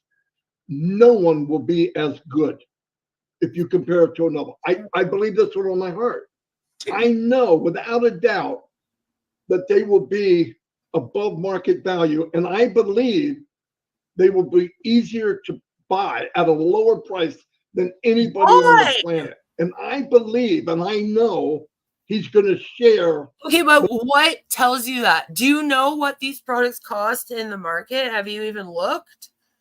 Like, this is what I mean. He hasn't given you a price for anything really yet. And actually, OConnect was more expensive than Zoom. So again, where are we getting this information? Like, you're like, I believe. It's great. Fine. Believe that. Doesn't make it true. The revenue that comes into the company with us. What more do we need? He's the one clearing the land. He's laying the cement. We're just walking behind, whistling down the yellow brick road. So let's keep the faith, keep moving forward. And I just want to let you know, I talk with Chris every day. You know, maybe we do a live, whatever. Here's what I'm going to do. And Chris is going to come in a minute. I'm going to take a lot of the short ones that are due for the next week. I'll combine them together and make longer ones. I want to tell everyone, especially the deaf community, listen, if you send in a video and you try to send if it makes you feel any better, go, I'm sure that Ella wouldn't have married an ugly bloke. I haven't seen you, though, so I can't say much. With it doesn't match up. I mean, I have to actually take the words you send and run it through a rephraser. It's an app that's online. I had to purchase it because it will take what you put in, it'll fix the grammar, it will extend it, or it can make it shorter. Oh yes, Daddy. And with sign language and actual words, it doesn't match up. So please keep that in mind. And one thing I want to tell you, you don't need to give us the words, because here's what I really want for our deaf community. Red isn't up here right now. Deaf You might be people behind because this is Marty and Chris. to know there's a place to go, that there's a home for And them. apparently Marty is actually Chris's daddy. Oh yes, Daddy. Oh, Joe, you were in the way. Now we gotta do it again. Oh yes, Daddy. Like, he called himself Chris's daddy on their webinar. We haven't reacted to that one yet. Maybe we'll react to it tomorrow. Okay, so when we make these videos, grab it. It's hard. The very end of each video says what? Please subscribe to my channel. Not my channel, your channel. Yeah, but I don't understand why it's so fucking hard. If they send him the words of what they're saying, why is it hard for him? He's like, oh, because they signed for so much longer than the words go for. You make the words go longer. What do you mean? Like, you set them to be on the screen for longer then. Like, it is hard to translate. I've done it. It's hard. It's really hard. But, like, you play around with it. Don't just be like, oh, well, we're just not going to listen to them now. Who cares what they say? They're just going to speak amongst themselves, the deaf community. They're just talking to each other. Like, I would like to know what they're saying. I'm sure that other OAT founders would like to know who the deaf community actually is. And, like, I get that maybe you can request that they do the subtitles for you. But as you know, a lot of them don't know technology. And I'm sorry, but you've been doing videos out here. You edit videos for Onpassive all the time, apparently. Some people even think that Marty is Bill Must. So I don't think that Marty has an excuse to be like, oh, I don't know how to put the words out on the screen. It's like, shut up, Marty. You just don't want to put the work in. Honestly. It creeps you out, Joe, that he was called daddy. I still see, the only reason why I want to watch that one is because, like, we need to know if there was context given for that or not. Or did they just show up like that and then, like, nothing was said? That's so weird. Marty is going to walk customers to the products. Well, at least then he'll be walking. At least he'll get them out of the chair, you know? Lord. That's what they're going to see. So take it. You can download it. You can put I it had to move to a room with air, so I hope that it's not bothering you. I don't know if you can hear it. You could go whatever you want to do with it. But think now I'm of sorry. how you can start building the business of a lifetime. I said this the other day over the weekend, both days in a row, and last night. Of course, I'm going to beat a dead horse. And like the only way we can get context is if we watch the webinar in which he calls himself literally Chris's daddy. Oh yes, daddy. I feel like, you know, we're gonna have to watch it. The whole journey of our life. I don't care what you're doing. You're a surgeon. You're a carpenter. You work in an auto industry like Chris. I don't think that he's Bill Must either, because I'm gonna tell you right now, they tried to copyright strike me once, so then I was a bitch. And I was like, all right, you want to play this game with me? I'll play this game with you. So I copyright struck him back. And I was like, fuck you, Bill Must Productions. And then he actually did a counter to me. And I was like, holy shit. I wasn't going to go through with anything, you know, I was just going to do it. And then after 10 days or whatever, it would have disappeared. But I didn't think he was going to actually like countered it or whatever. So that was interesting. But it wasn't Marty DeGarmo. That's not the name. I might know who Bill Must is. It's just I don't feel like really looking into it too hard at the moment. Is Marty going to tell his story again? I really fucking hope not. If I have to hear that story one more time. You need tools. I might jump. I might jump you off. You want to be able to reach back and grab a tool that you need. In MLM or online online businesses, they don't give you the tool or the box. Yes, they do. Like, you're such a liar. Every single MLM has an OES system. Every single MLM claims that they have the secret to how you're going to make money in an MLM. I promise you. I promise you that every single one of them do this exact same thing. And they're like, we'll give you all the tools you need. That's actually quite, like, quoted from several MLMs. They'll literally say that exact phrase. We give you all the tools you need. You'll make money online with us. Give you all the tools you need. Come follow the steps, you make money. Like, what you're doing is no different. I don't know why you've convinced yourself. I don't understand, because you've been in other MLMs. I've been in 2 MLMs. That's what led me to start speaking out about consumer rights. You know? I like to right my mistakes in the world. I like to give back. So that's why I'm here. I don't understand, like, because when you're talking like this, I immediately think back to It Works and Sensi and how they both had all of these things. They had the OES. Oftentimes you have to pay for a subscription. In about half the MLMs, you have to pay to, like, stay a distributor and have access and have your website. And usually included in the payment for your website, right, is a payment for this OES. All of them have like an online ecosystem. Usually OES means online ecosystem. And the reason why it means that is because it's a fucking thing. It was already invented. Like, that's my point, this whole thing. It's a thing. It's not just Onpassive ecosystem. OES is a thing. It was already a thing. And all of these companies have it. There's tons of workplace ones for like legit employment places. You probably all have one too. If you're working at a job that does anything on a computer, you most certainly have one. You might use an app called Workplace. That's another version of an OES. And oftentimes these apps will have different services that you need for your job, different programs to use. All right. Like, most of my jobs were like customer service type jobs or social work jobs. So, for example, I even had one when I was in social work. We had an entire system. We would put clients' notes on it. We were putting everything on computers back in the early 2000s, you know? 2010, I graduated college. I went from 2008 to 2010.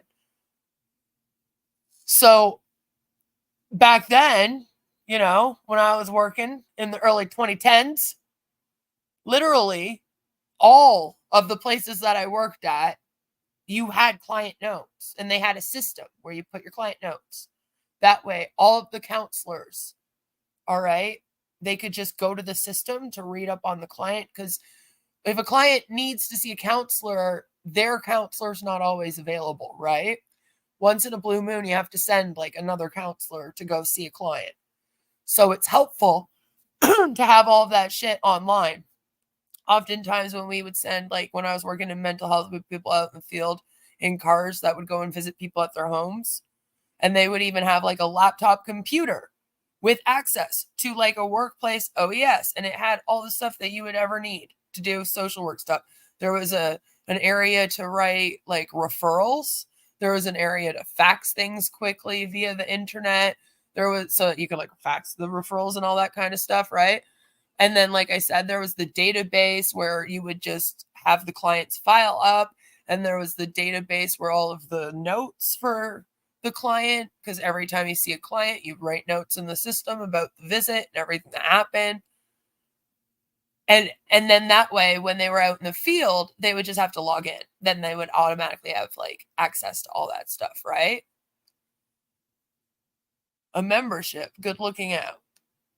So basically, it's like something that has been in existence for fucking decades in workplaces.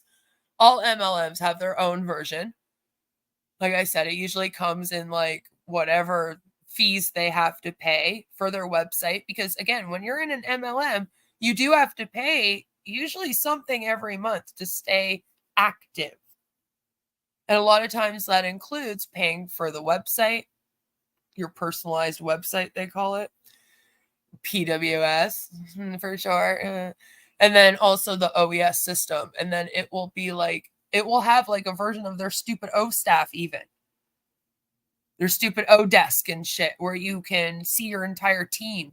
You can move your team members around in it. That's how Hunbots move their team members around in their OES system. Damn it. Marty has been in MLMs before. I don't know how. While he's talking about this, he doesn't like think of that in his head. I know damn well that Chris probably had some kind of workplace system where he was working at Ford. Oftentimes you also have to like clock in and out on these systems, right? When I was in sales, we had one, and we would have to log in, and that was us clocking in the morning. If you didn't log in and then log out, then you'd be working all night, and then my boss would come yell at you. He would be like, why didn't you fucking sign out? Now it says you've been working for 24 hours straight. We're going to get in trouble. So like, you know, like I don't understand how they don't think of these things and go, okay, I know that these things exist in the world already. So I cannot say that this is brand new technology that Ash is making. Like, I don't know, because that would bother me. If I was Marty right now, I wouldn't be able to say that. Like, I don't know. I'm just like, I hate authority, maybe. I don't know.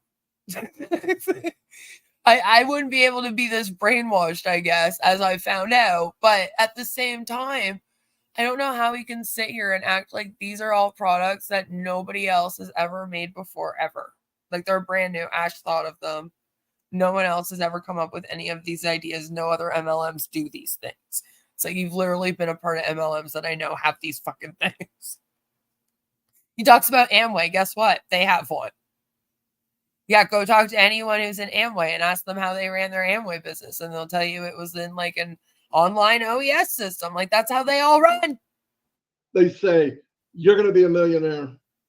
Good luck. Yeah, and your auto ship. And then too. once they get you in, yeah, but on top of the auto ship, you usually have to pay for your OES and your website.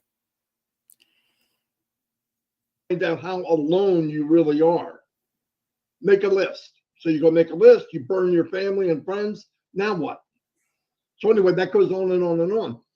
But in Onpassive, what Ash did, and keep this in mind, he made a gold toolbox. And in that box is everything that we missed and couldn't do online by ourselves.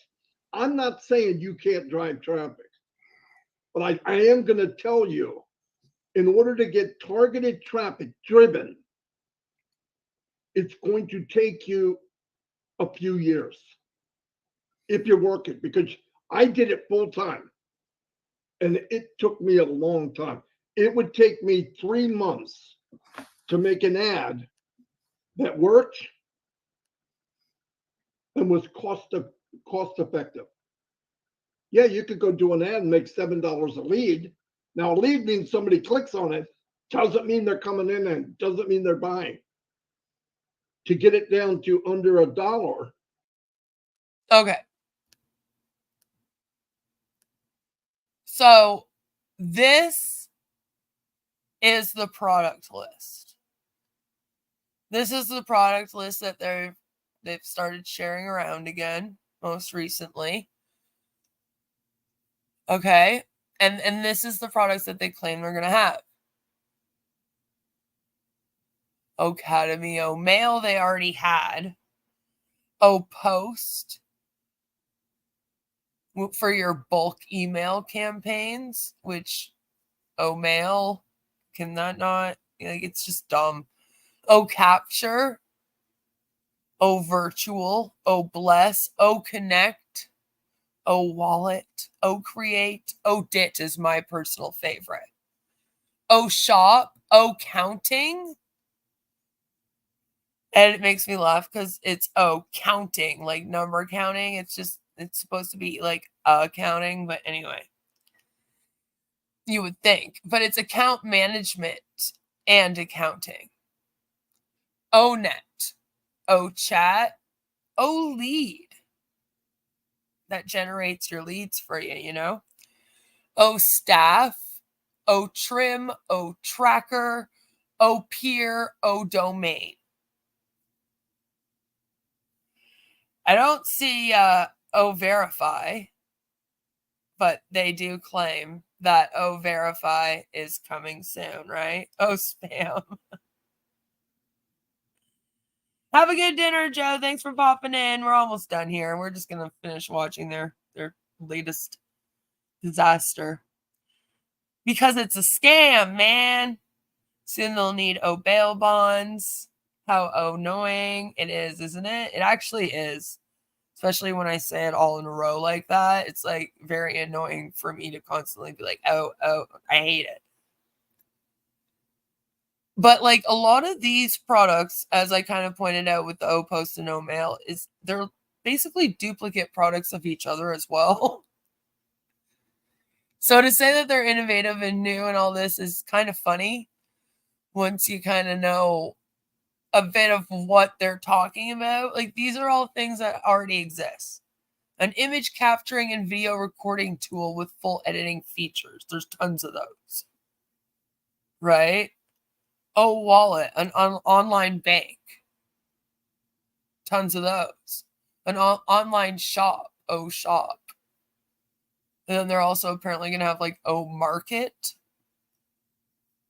Yeah, I don't know what the difference is. I have no clue.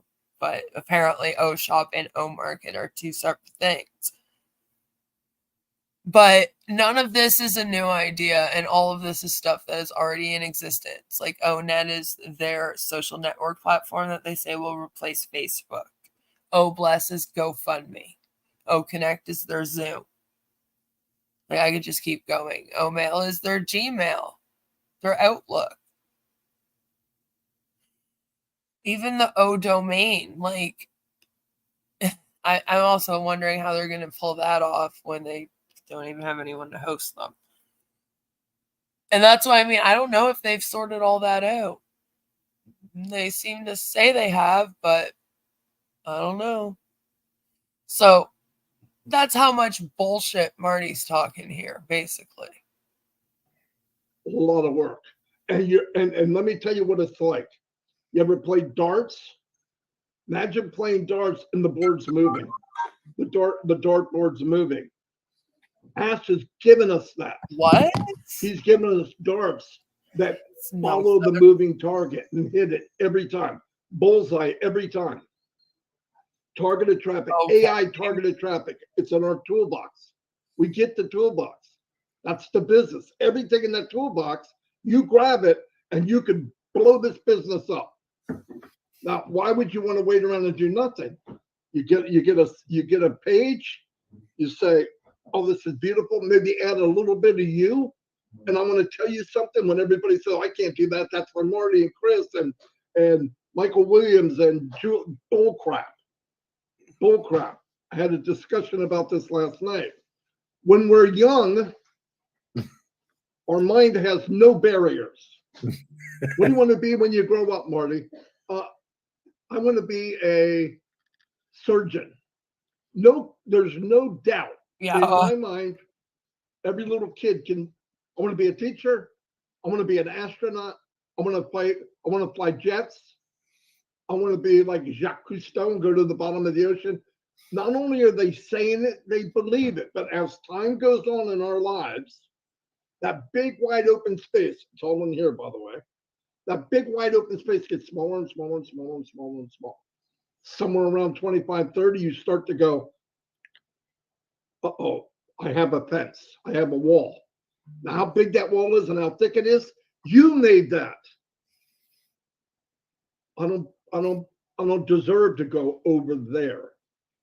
Ask Mufareh, knock down the walls.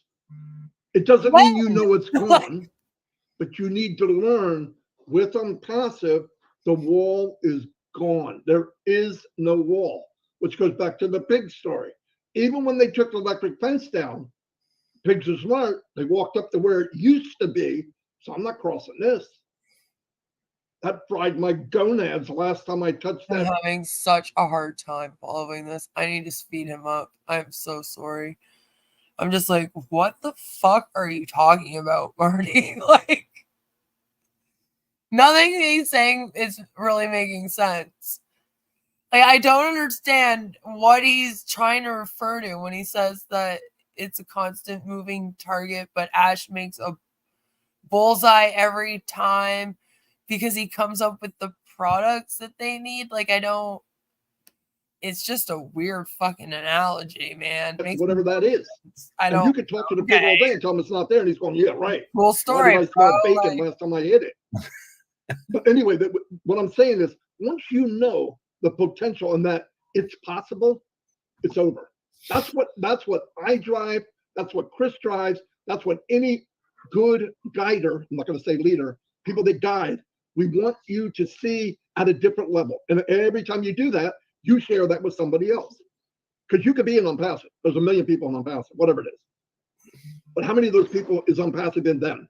You can tell the difference. You know somebody that's got Onpassive in them. Work on that. Let's work on that together. Because I'm telling you, I'm going to give you an example. If you believe it's possible, you, not me, you believe it's possible, it changes everything. Prime example. Before 1954, Roger Bannister, before 1954, the 4-minute mile was said by... It's probably not going to start. This is a pyramid scheme that is being sued by the Securities and Exchange Commission for $108 million. If you rewind my stream a little ways, you'll see me talking about that. I did it on purpose in this stream in hopes that people would get that information. Ash has spent $108 million here on himself and basically been like, yeah, I did that, so what? And then, yes, he is not paying anyone commissions. He's not paying his bills. He owes Amazon $3.4 million. He's being sued for $108 million. And he owes Dubai and Hyderabad employees their wages since January. And these guys like to pretend like none of that is going on. And I find it very disgusting. Because at this point, they do know. They know. Ash has mentioned it. Ash has told them. Because after we outed it, he kind of had to. And I think it's gross. I think that it's disgusting to be a part of a company that won't pay people what they've promised them, and to sit here and still promote it and still act like this man is doing some kind of good in our world. Which is why I will be here covering it until it stops. Because it's like one of the grossest things I've ever seen people do in my life. And I've covered a lot of scams. I've been covering scams since 2019, almost as long as Onpassive's been around for. I've seen a lot of scams, even that I haven't covered, just because they were ones that it was like people won't really care about this. And this is one of the most disgusting ones that I've seen, one of the most predatory ones that I've seen. One of the ones that's ripped people off for the most, because we know he's taken over 108 million. Like I said, that's the minimum, as I keep trying to stress in this stream. That's just the minimum amount here. It's been more than that. Where'd that money go, you know? In his pocket. He didn't help a single person with that. He can't even pay his employees what he owes them. I don't know how you can be such a disgusting human being and do that to people. And he knows they're suffering. He doesn't care. I care about it more than he does. It's disgusting. My chat cares about it more than he does. That's not a funny thing at all. And we don't laugh about that part at all here. But we will make fun of them. For sure. And that's just to kind of give them a little bit of a taste of their own medicine. They're not great people. So I don't feel bad. The Onpassive dartboard is probably on the ceiling. That's why we all want to throw up. I don't even get this fucking analogy. Usually it's Ash doing the bad analogies, and we're all sitting here going, huh? What does that even fucking mean? I don't get it. It makes no sense. Okay. And today it's all Marty. It's all Marty with the bad analogies today. He's taking the crown for it today. I have no clue. Literally have no clue like what that even means.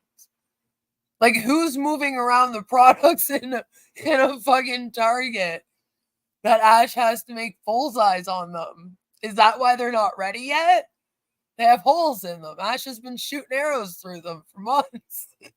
It's like, what do you mean? This is just a very bad comparison, dude. Doctors, I don't get it. The physiology of a person cannot. It will never happen. They'll never break a 4-minute mile. So everybody that ran, put it in their head, okay, there's a wall. I can run 401, 402, 403. I'm not going to be able to do under 4 because they told me I can't. In 1954, Roger Bannister said he's running, and whatever happened, he ran faster. And he broke the 4-minute mile mark. And everybody went, holy cow, that's not possible. Let me tell you what happens when you break the barrier of possibility. 353 people broke the 4-minute mile in the next 2 decades. Why? Because he did. When I came online, I saw successful people. What did I think? It's possible. And if it's possible, I can do it. That's what you have to have, that mentality. If it's possible and he did it, I can do it. I know people say, well, who did it? Educated. He went to college for 4 years. Okay, but that makes no sense because it's not like Ash Mufareh is a fucking millionaire out here. Other than, the $108 million that he pocketed and stole from all of you. Which takes, I guess, a little bit of talent to manipulate that many people at a time. But let's be real here. He didn't work hard at that, nowhere near like somebody who's broken the types of record you're trying to talk about here, sir. Again, another shit comparison that it doesn't even, not even on the same level. Not even close. Think of it, right? To run these marathons and whatnot, you got trained for that shit. Takes years of that. years to break these records of putting in hard work and dedication. Something Ash Mufareh definitely knows nothing about. He's got a doctorate degree. Listen to me. Most likely not to head in high school, okay? But when I got into reality, I drove myself from the negativity of you can't. That was my drive. Oh, I can't? Well, you can't do that. You don't have a degree. You can't do that. You don't have a degree. I moved all the way up to manager I of don't half even the think company. you can run it. And then when the company folded, they picked me out of 300 people. They picked 3, 4, 5 of us, and I was one of them. And I traveled around the world and met all these people. Why? Because I knew I could. It doesn't mean I'm better. I put in my head, I can. Yeah. And I want to tell everybody, the hardest part of MLM and why people tell you no is because you told them to say no. And you're going to go, I never told anybody to say no. No, but when you walk up to them and you don't believe in you, they see it. And they look and go, the frick is this guy all nervous about? Was he selling me a stolen watch? Automatically, you're done. When success settles in. Yeah, but like, could you blame anyone for not being super duper excited about Onpassive when everything's shut down? Like, Everybody's here. You're going to walk taller. Your skin's going to be clearer. You're going to have a little bounce to your step. And people will come to you and want to have whatever drug you're on. And the drug we're on is Onpassive. I'm just saying. I'm just saying. Look at Narelle's here. Look at that. Anyway, you're supposed to be in bed. I just put her to sleep, so we're good. But I just wanted to add all this. Yeah, I love what's going on. We're fine. I just put her to sleep, so we're good. Oh, yay, Narelle's here. She's supposed to be in bed. There, I just put her to sleep, so we're good. That was so weird. That's one of the weirdest things you've ever said. Still got a couple. Like, what are you talking about? Weeks. If you want to send in a video under 20 minutes and talk about yourself, we don't want a video doing a webinar on how Onpassive works, okay? So do that. I'm going to turn it over to Chris. Yeah, I had a couple of people had sent me some messages about it was only 2 minutes long. Listen, I don't care if it's 30 seconds to 20 minutes. Those people are talking to their community, as Marty said, as we said last week. Those people are talking to their community. It's like, I thought they were talking to all of us, but all right. It's not a personal thing. We literally are going through thousands of people, not just us. You got Jeffrey Morlock doing it, Julie Wen, Narelle's doing it, Comfort, the OTED. We're literally going through thousands of people just to show their face and why they're in Onpassive. Whether you're deaf, whether you're blind, it doesn't matter. We want people to see you. Marty's right. Records are broken every day. And I don't know about you. I get told every single day by my family, by some of my friends. Oh, you don't even have to. That ain't never going to happen. There's tons of videos of Marty promoting the products. You can actually go and watch him sell non-existing products all over his channel. Hello. Those that disliked this video are part of Onpassive, probably. Probably. We can't release O-Connect in its propriety. Awesome. Or it's just my drama hosts that follow me around. They've allegedly been talking about me lately again. It's very weird. The world was built on that ain't never going to happen. That's how you got to think. Everything is possible, literally everything, especially with the technology that we have today, especially with the technology Ash Mufareh is going to be coming out with. It's the same. Golden toolbox, Marty said. I kind of like that. Kind of kooky, but I like it.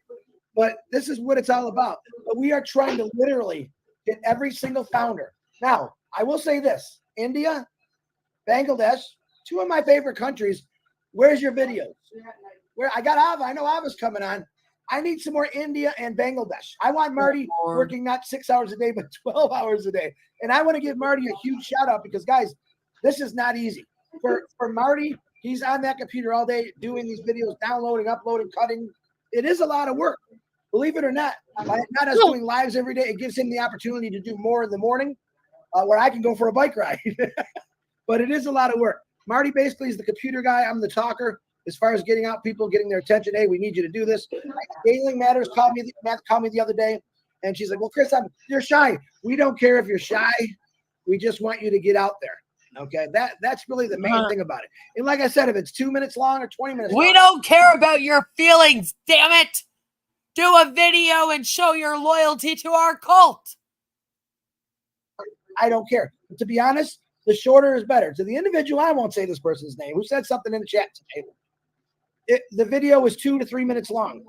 All right. I don't think it wasted much of your time. 2 to 3 minutes, where I've heard people say, oh, that was 50 minutes, way too long. It doesn't matter to us how long it is. As long as we're getting your face and we're shining the light on you to get you out to your community and your world. And yeah, Ash Mufareh is working his butt off right now. And how we know that is because if we text him and he doesn't answer, we know he's busy. All right. Oh my God. I know people want us to come on here and tell them what they. What, you don't think he's not just ignoring you for a while to make it look like he's busy? Like, come on, man. Come on. They want to hear. We don't always have information like that. So we thought about shining the light or in the chair or conversation by getting people out while Ash was doing all the hard work. Marty, you're chirping away there, Marty. But that's what he does all day. All right. Yeah. I'm on the phone with Marty DeGarmo pretty much most of the day. Lines? Well, what the fuck was that? Hey, and we're discussing strategies, how we want to do this. After we see some of the comments, I called him. He said, I'm going to start combining things, make it a little longer. And that's okay. We could Marty could do magic on YouTube and cut things in and out. But if that's what you want, we do. We're here to keep you happy and to keep you glowing, not upset anyone. But don't get upset if someone comes on and does a 2-minute speech, whether it's in sign language or speaking a different language. We don't care. India, if you start sending us videos, it's going to be in your language. If you want to do it in Hindi, do it in Hindi because you are talking to India. Germany, French, Italian. You're talking to leave the keyboard alone. Your community. Listen, this really isn't meant for the founders. This is meant for the rest of the world to see what are these people talking about. All right. I told you there's 70 million deaf founders in this world. I can go to each country and get the population and let you know why you should be shining the light. Stop India is huge. Bangladesh is huge. Germany's huge. Italy's huge. And if I actually broke down the numbers, and I might do that tomorrow, break down how many people are actually in a certain country. And maybe you have 200 people in a passive that are, say, for Germany. That's hypothetical. I don't know the number. And you find out they got hypothetically 100 million people. Oh my God. Don't you want to get yourself out there talking to your country? That's why we do this. But it does free us up a lot of time to get more done, more videos. We got to check our emails, our messengers, our telegrams, our WhatsApp, our Instagrams, because they come from every direction. And then we got to try to figure out oh my how God, to get this it is to weird. Marty's email. So the best way to do it is if you make a video. If you do a short video, it can actually work through Facebook Messenger. All right. But if it's 9 or 10 minutes longer, it's got to go to your Dropbox, and then you got to send it to Marty's email, onpassivenation@gmail.com. And just be patient. He goes through these things every single day, and we got a lot of them. So, but we are going to do the best we can to make it easier for you. We'll combine some more. But like I said, if it's 2 minutes long, and if my mornings have been busy, I got a lot of doctor's appointments going on. And when someone says it's only 2 minutes long, guess what? I got time. I sit on the toilet more than 2 minutes a day. So don't complain if it's 2 minutes long. I think the lady and the deaf community, I give them a big hand, because if you think about it, we haven't heard them at all in the last 3-4 years, but a few people. Lenore Johnson did an excellent one the other day. Go on the tubes and look at hers. She actually had the wording, and it worked out really good. So I would ask the deaf community, if you want to do one, ask Lenore how to do it. I'm sure she can explain how to do it, and hers came out really good. But it doesn't matter how you do it as long as you do it. Remember Michael Williams used to say, just get in? Same thing for Shine the Light. Just get in. Don't worry about listen. Want them to buy Nike shoes too? A lot of people got to fear, oh my God, if I do this, they're all good. There isn't a bad one, because you're talking about yourself. All right. And who knows you better than you? So you're not going to make a mistake. Easy. You before Onpassive, when you got into Onpassive, and what you want to do after Onpassive. It's pretty simple to do, and it's fun. And we get you out there to your country, your community, and it goes like that. Now, like I said, we have quite a few people doing this.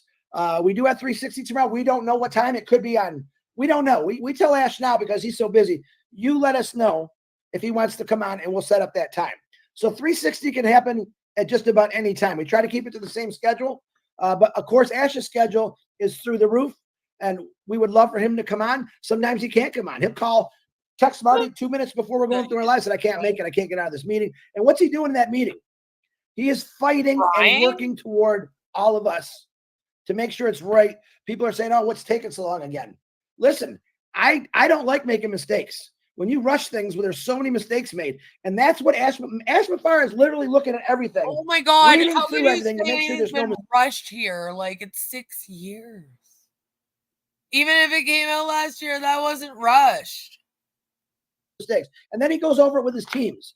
Let's make sure there's no mistakes. Let's make sure this works. He's thorough. Okay. So be patient, hang on, have faith. And I want to shoot out to Milo. Most companies don't take money from people unless they're providing them with a product or a service. Like, it's ridiculous. Not better. Marty texted him this morning. I know he was in the hospital with heart and breathing problems. I guess he's doing really good today. I seen a chat with him. So Milo, we're still praying for you. Robin Noble is going through some cancer issues, and they're serious. She needs some prayers. So please say prayers for Robin. We've got, I'm trying to think of Chloe, Julie Pierre's daughter. She has a brain tumor. She's going through some serious stuff.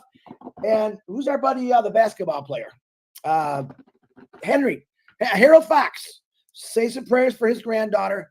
She needs a lot of help too.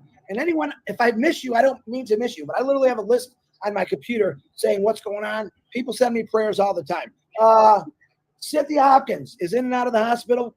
She's extremely tired. Pray for her. And everyone else that keeps sending me prayers. I get a lot, but I love doing it.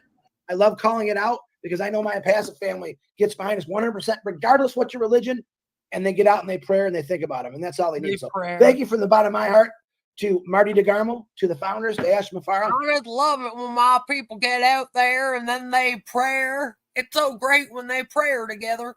For keep doing what we're doing. We will try to pop on like this. We're also going to be doing separates because we want to keep you attentive. Listen, they're all recorded. You don't ever have to get on when we're live. Everything is recorded and it's shared out. We do ask that you like and subscribe to all the YouTube channels, because right now, this channel we're on goes out to a bunch, 17, 18 channels when we do 360. When something is happening and we get informed that we can say something, these are the channels that we're going to be posting the live on, letting you know what's going on. So it is very important. And hit the bell. I always forget that. Listen, Marty tries to teach me YouTube every day. He's a genius at it. I'm getting there, but not so fast. But like, subscribe, and hit the bell.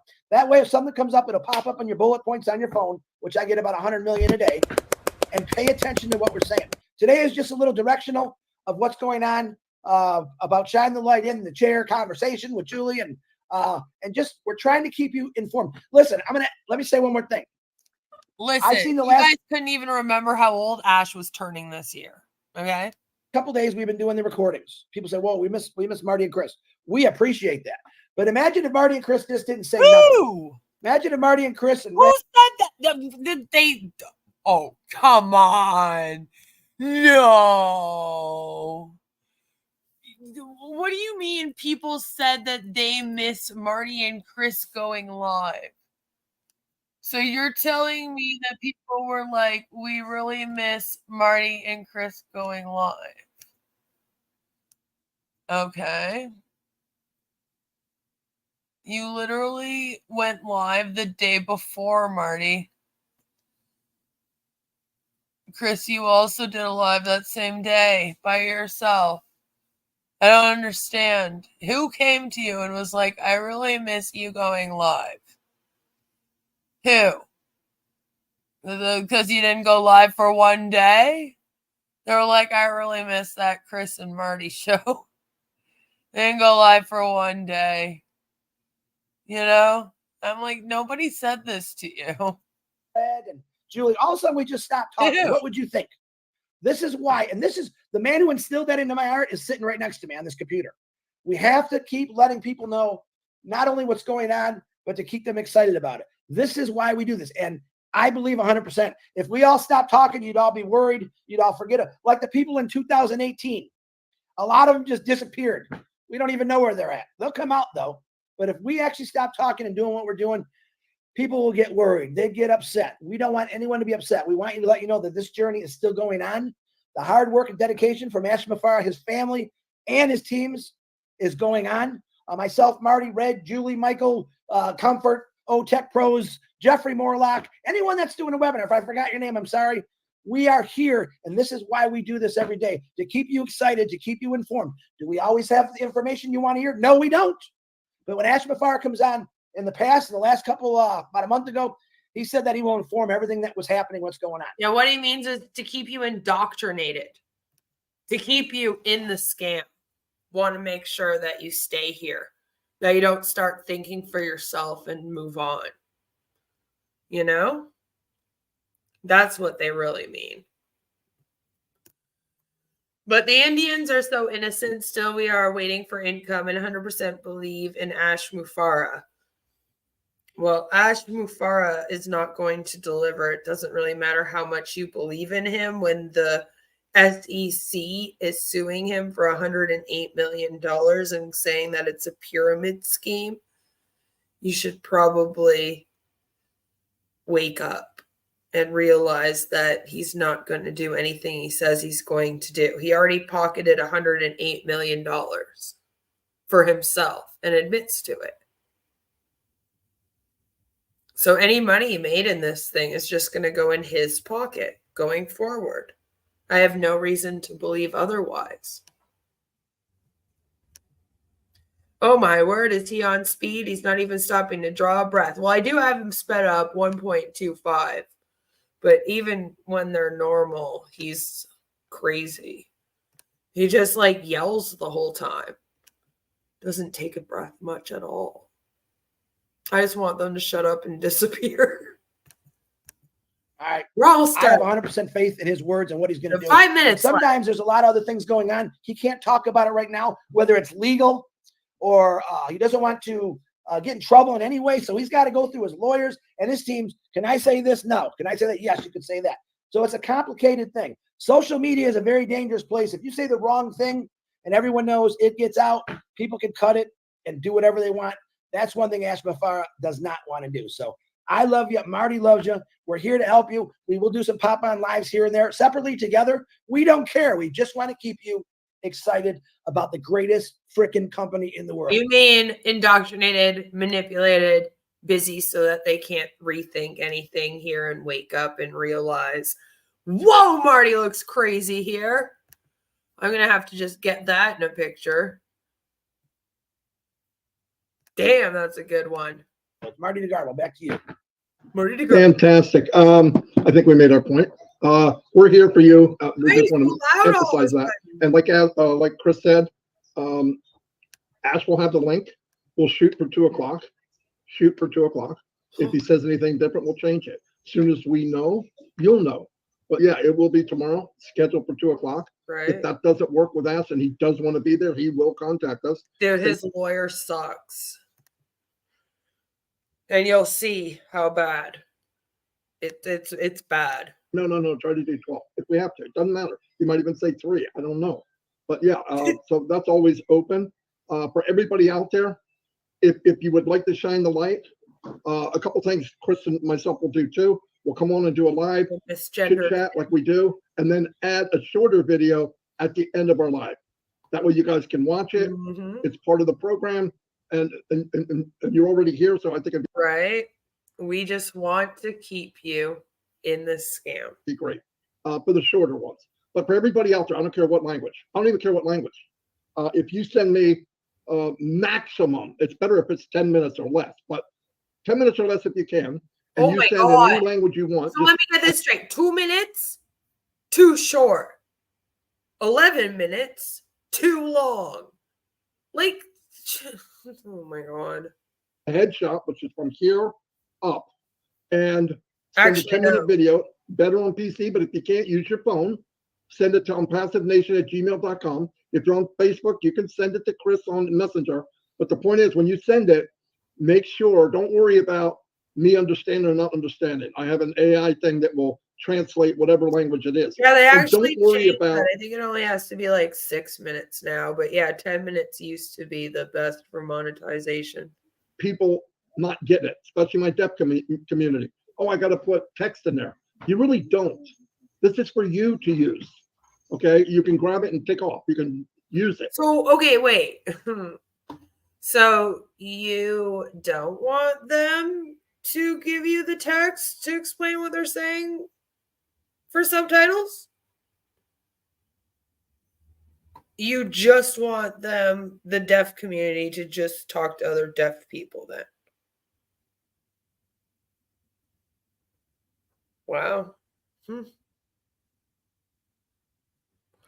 Interesting.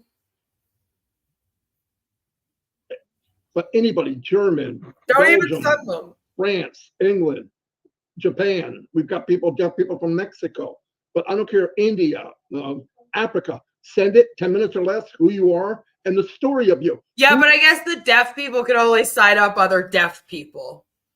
Right, Marty? You know, you got to keep all those disabled people apart from you regular people. How dare they try to mingle with the rest of you, huh? Who are you? Whatever you feel comfortable with. How did you find out about Onpassive? Why are you staying here? And what is it you want Onpassive to do for you? That's very simple. You put it in, and I'll doctor it up. I'll add the language in your language if I can. This AI thing covers a lot of languages, and we'll put it out there. I will let you know through Chris or the email. Okay, this is going to air on this certain date. Things will change a little bit when we get to things are moving. Okay. The site's back up. We're doing okay. We won't be able to do as much, but why are things going to change a little bit? You set the time. You know, you could do video premieres, just like live streams, and people can chat. Then you could set the time, but you schedule them. So, like, if you tell someone, okay, yours is going to be tomorrow, make sure that you schedule theirs for tomorrow. Like, what do you mean?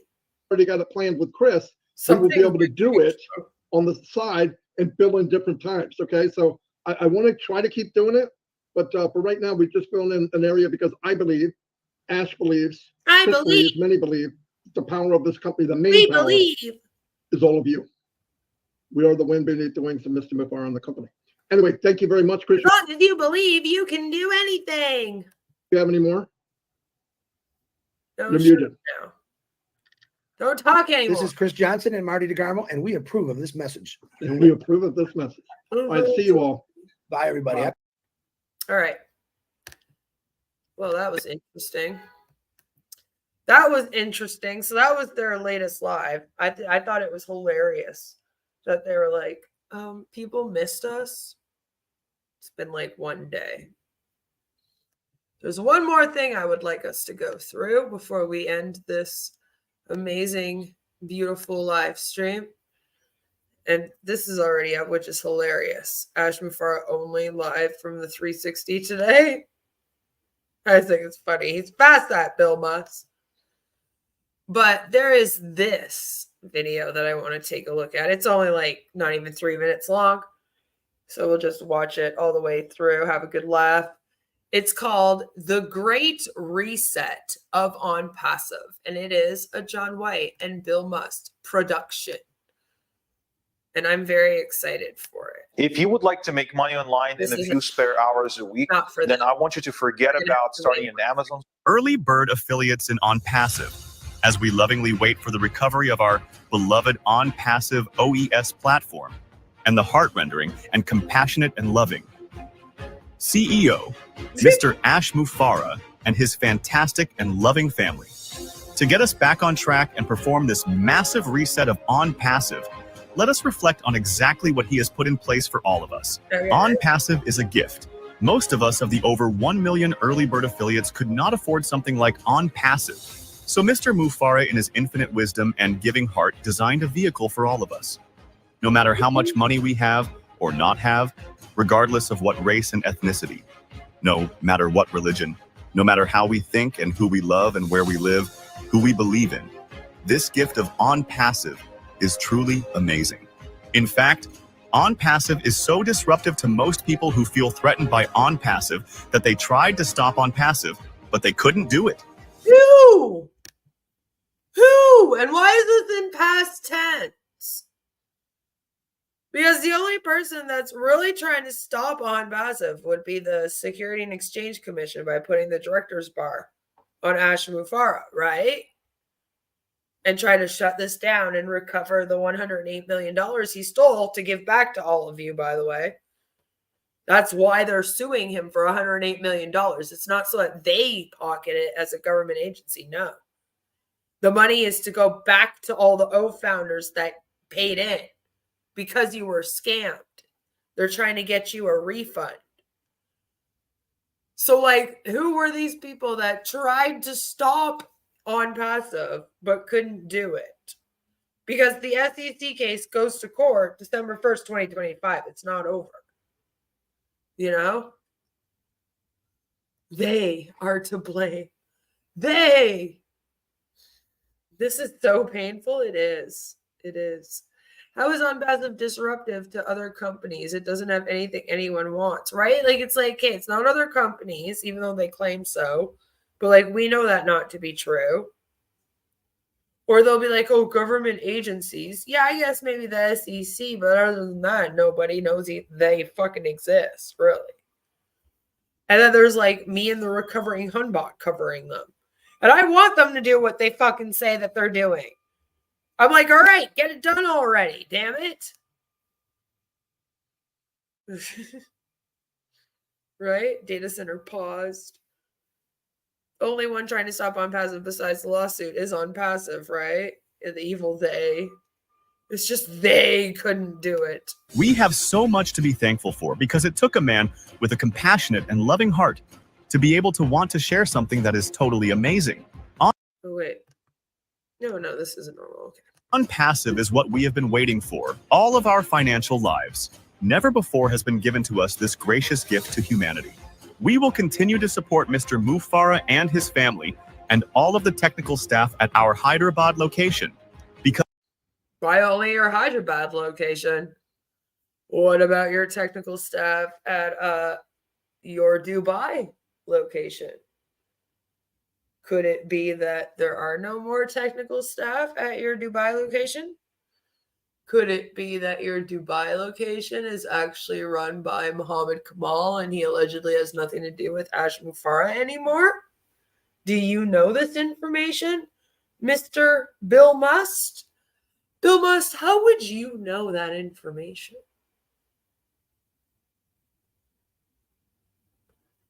Hey? How would you know that information, Bill Must? Because I was allegedly not telling the truth, right? So, and you guys copyright struck the video of Mohammed Kamal stating this to try to take it down because you're trying to hide from everyone that you guys no longer have anything to do with the Dubai office. But here you only mention the technical staff at Hyderabad, and you don't have any there. You threatened them all and haven't paid them since January. Sent them home. Bunch of them went on strike. So what are you guys talking about? Because nothing has changed. We are still on course to help humanity. We are still on course to help those who are homeless and hungry to have a better life. We are still on course to help the students and those who are looking to better their lives. With the education it takes to live in this world, with the platform that Mr. Mufareh has created with Ocademy, we are still on course to bless humanity with the platform called O-Bless. We are still on course to help those who need help when it comes to having a better life for everyone. We are continually praying for Mr. Mufareh and his family. We know that they are doing all that is humanly possible to better the lives of millions of people. You guys, I'm going to start praying that I become a millionaire. So as of this moment, I'm a millionaire. That's not how it works. That is the greater good that is coming from Onpassive. It will not be defeated no matter what circumstances try to stop Onpassive. Onpassive is going to continue its journey for the benefit of humanity. We are very close to resetting this giant technology company. And when that happens, it will change life as we know it by providing the financial and time freedom we are eagerly awaiting for all of us. Continue to do what we have been doing. I love how even here they're like, and when that happens, Like they don't know when that is, right? They're like, and when that happens, instead of being like at the end of September, because they're supposed to start, that's supposed to be happening at the end of September, right? Waiting for all of us. Continue to do what we have been doing, that is being positive. Because we know that Onpassive is bigger than anything that has ever been conceived and created by man to benefit humanity. Thank you, Mr. Ash Mufareh, for letting us be a part of your family. Sorry, that last part just, really got me. It really, really got me. Thank you, Mr. Mufareh, for letting us be a part of your family. Yes, Academy is allegedly their teaching app. Oh, yeah. Yep, they're going to have an app that's apparently going to replace all of the colleges and universities. You'll be able to get taught how to do math by Marty DeGarmo instead of an actual math teacher, for example. It'll be great. And then Chris will teach you how to fish, and Red will teach you how to cook. You don't need that college education. You just need Onpassive. Does Bill Musk not feel like a huge fraud making these? I guess not, because he makes a whole lot of them. Time freedom, watching 7-hour webinars, right? And then trying to decipher what they even fucking mean for another 7 hours. Onpassive are worse than politicians. They have just as much propaganda, that's for sure. All of this stock footage and not a lick of their own footage. No, hardly ever use their own footage. They'll even steal footage of other companies and try to make it seem like it's theirs. They've done it with robots before. Next big lie, Onpassive is working nonstop on probably everything. What's next? OTube, an alternative to YouTube? They already had one of those. I believe it was called like OCreate or something. I thought financial freedom was legally dubious. That's why they resort to time freedom. Exactly. Time freedom is just another way to say financial freedom. It originated due to them getting in trouble with anti-MLM creators reporting them for illegal income claims whenever they said financial freedom, since the Federal and Trade Commission made it illegal to say that your business would give someone complete financial freedom, because that's alluding that they'll make millions and millions of dollars, never have to work again, and a whole bunch of stuff, right? So they kind of made the whole phrase like illegal. So they started to say time freedom instead, basically, to replace. It's just like how Onpassive uses apples instead of money and thinks that they're tricking us. And it was like, hey, we still know that you're still talking about financial freedom when you say that. Like, just because you change one of the words doesn't mean anything. It's still a legal income claim too, by the way. The FTC now also recognizes the time freedom as being the exact same as financial freedom. Like, it didn't even work. But Onpassive is always like 5 years behind. Freedom is just another word for nothing left to lose, pretty much at this point. In MLMs anyway, right? Don't steal more of my apples, Ash. Stop taking my apples. I'm gonna start putting worms in them. Time to send that video to the SEC. Yeah, well, the SEC already has tons of examples. Trust me, and they've probably already compiled a whole bunch of these, because there's some proof that Bill Musk is directly linked to Onpassive, and it appears that they use Bill Musk as if he was like the Onpassive spokesperson. A lot of these videos also used to end up on the Onpassive YouTube channel. However, the Onpassive YouTube channel has not been posting in a very long time. They used to post like pretty regularly, and it was usually just the same sort of stuff that Bill Musk was posting up.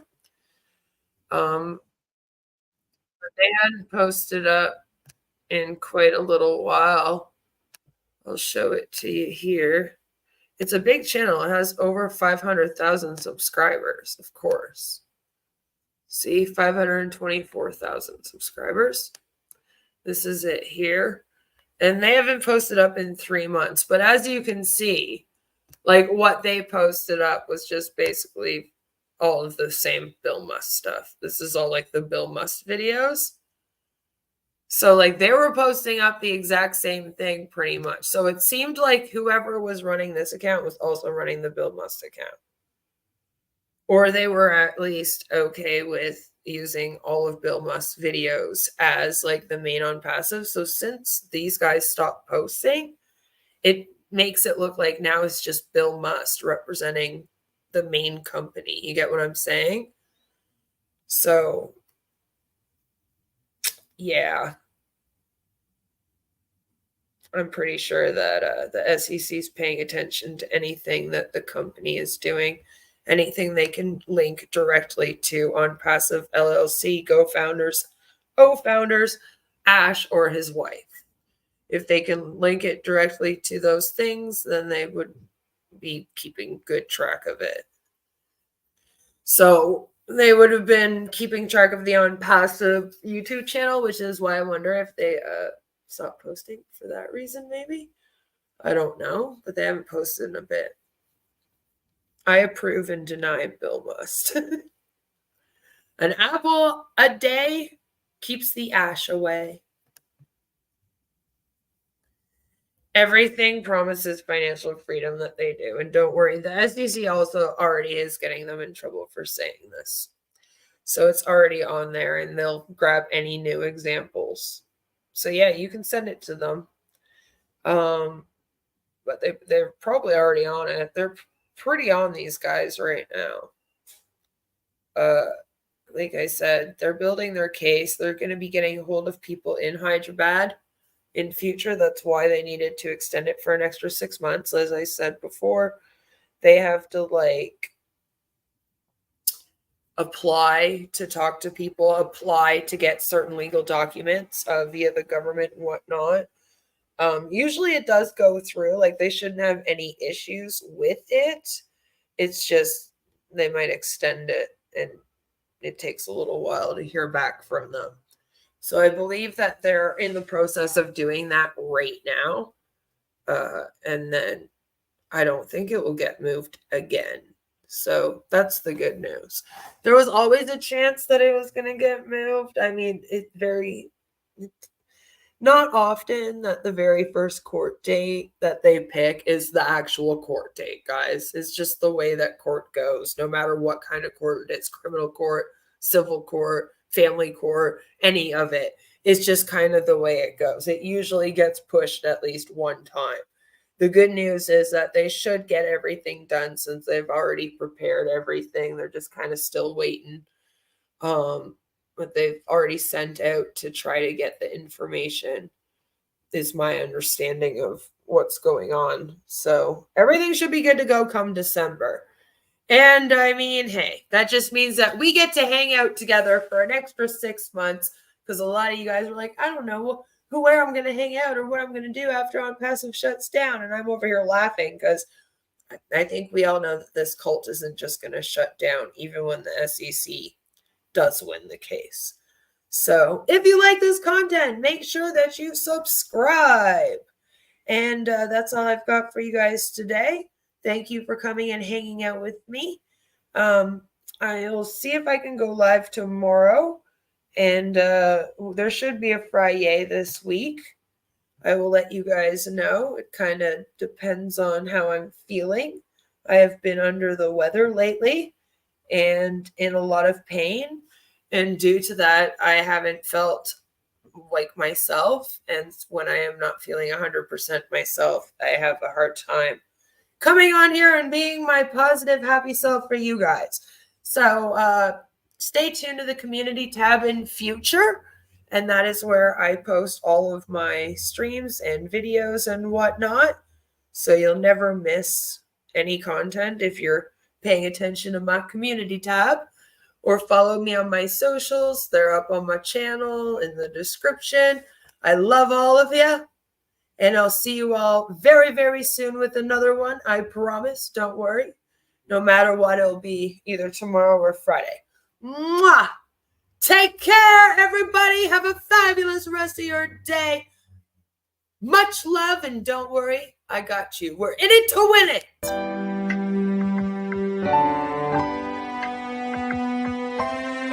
My name is Mufareh, and I'm your friend.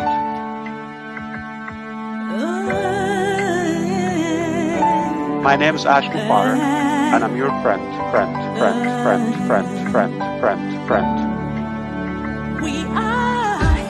I'm Mike Ellish, by the way.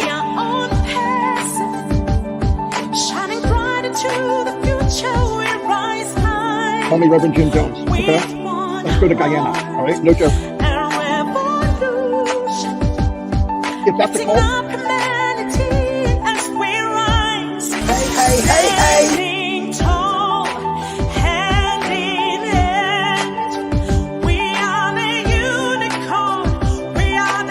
And I'm your friend.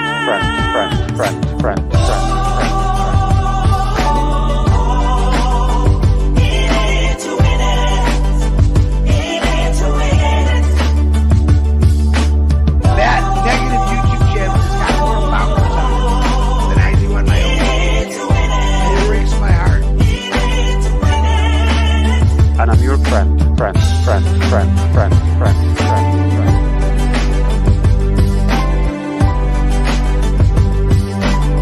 My name is Mufareh.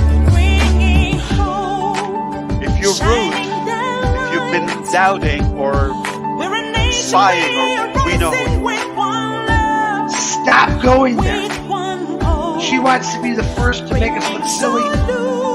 Yeah, Queen of Karma's on there asking for a debate. That's the lady I brought on. Her debate was Freeman and Ash. And another Queen of Karma asking about why don't we answer the question about religion.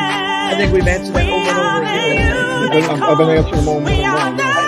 It's not the answer you want, but yeah. Call me Reverend Jim Jones, okay? Let's go to Guyana, all right? No joke. Alright, this is a great way to start your day. Come here and tune in to Crazy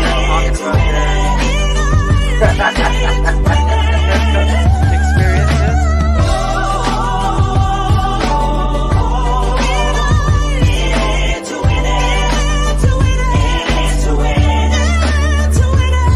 My name is Mufareh, and I'm your friend.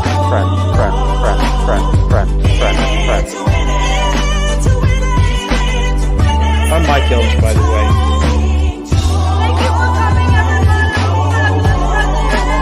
And I'm your friend.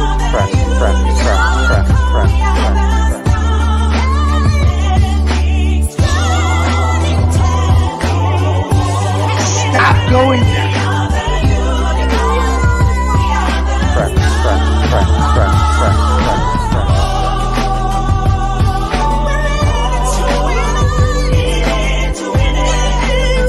That negative YouTube channel has got more followers on it than I do on my own YouTube channel. It breaks my heart. And I'm your friend. Fabulous night, everybody! Thank you all for coming! My name is Mufareh.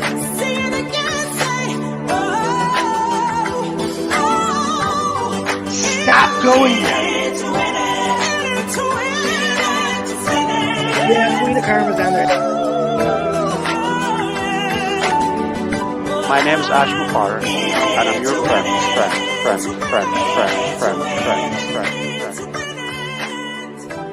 Let's go to Guyana.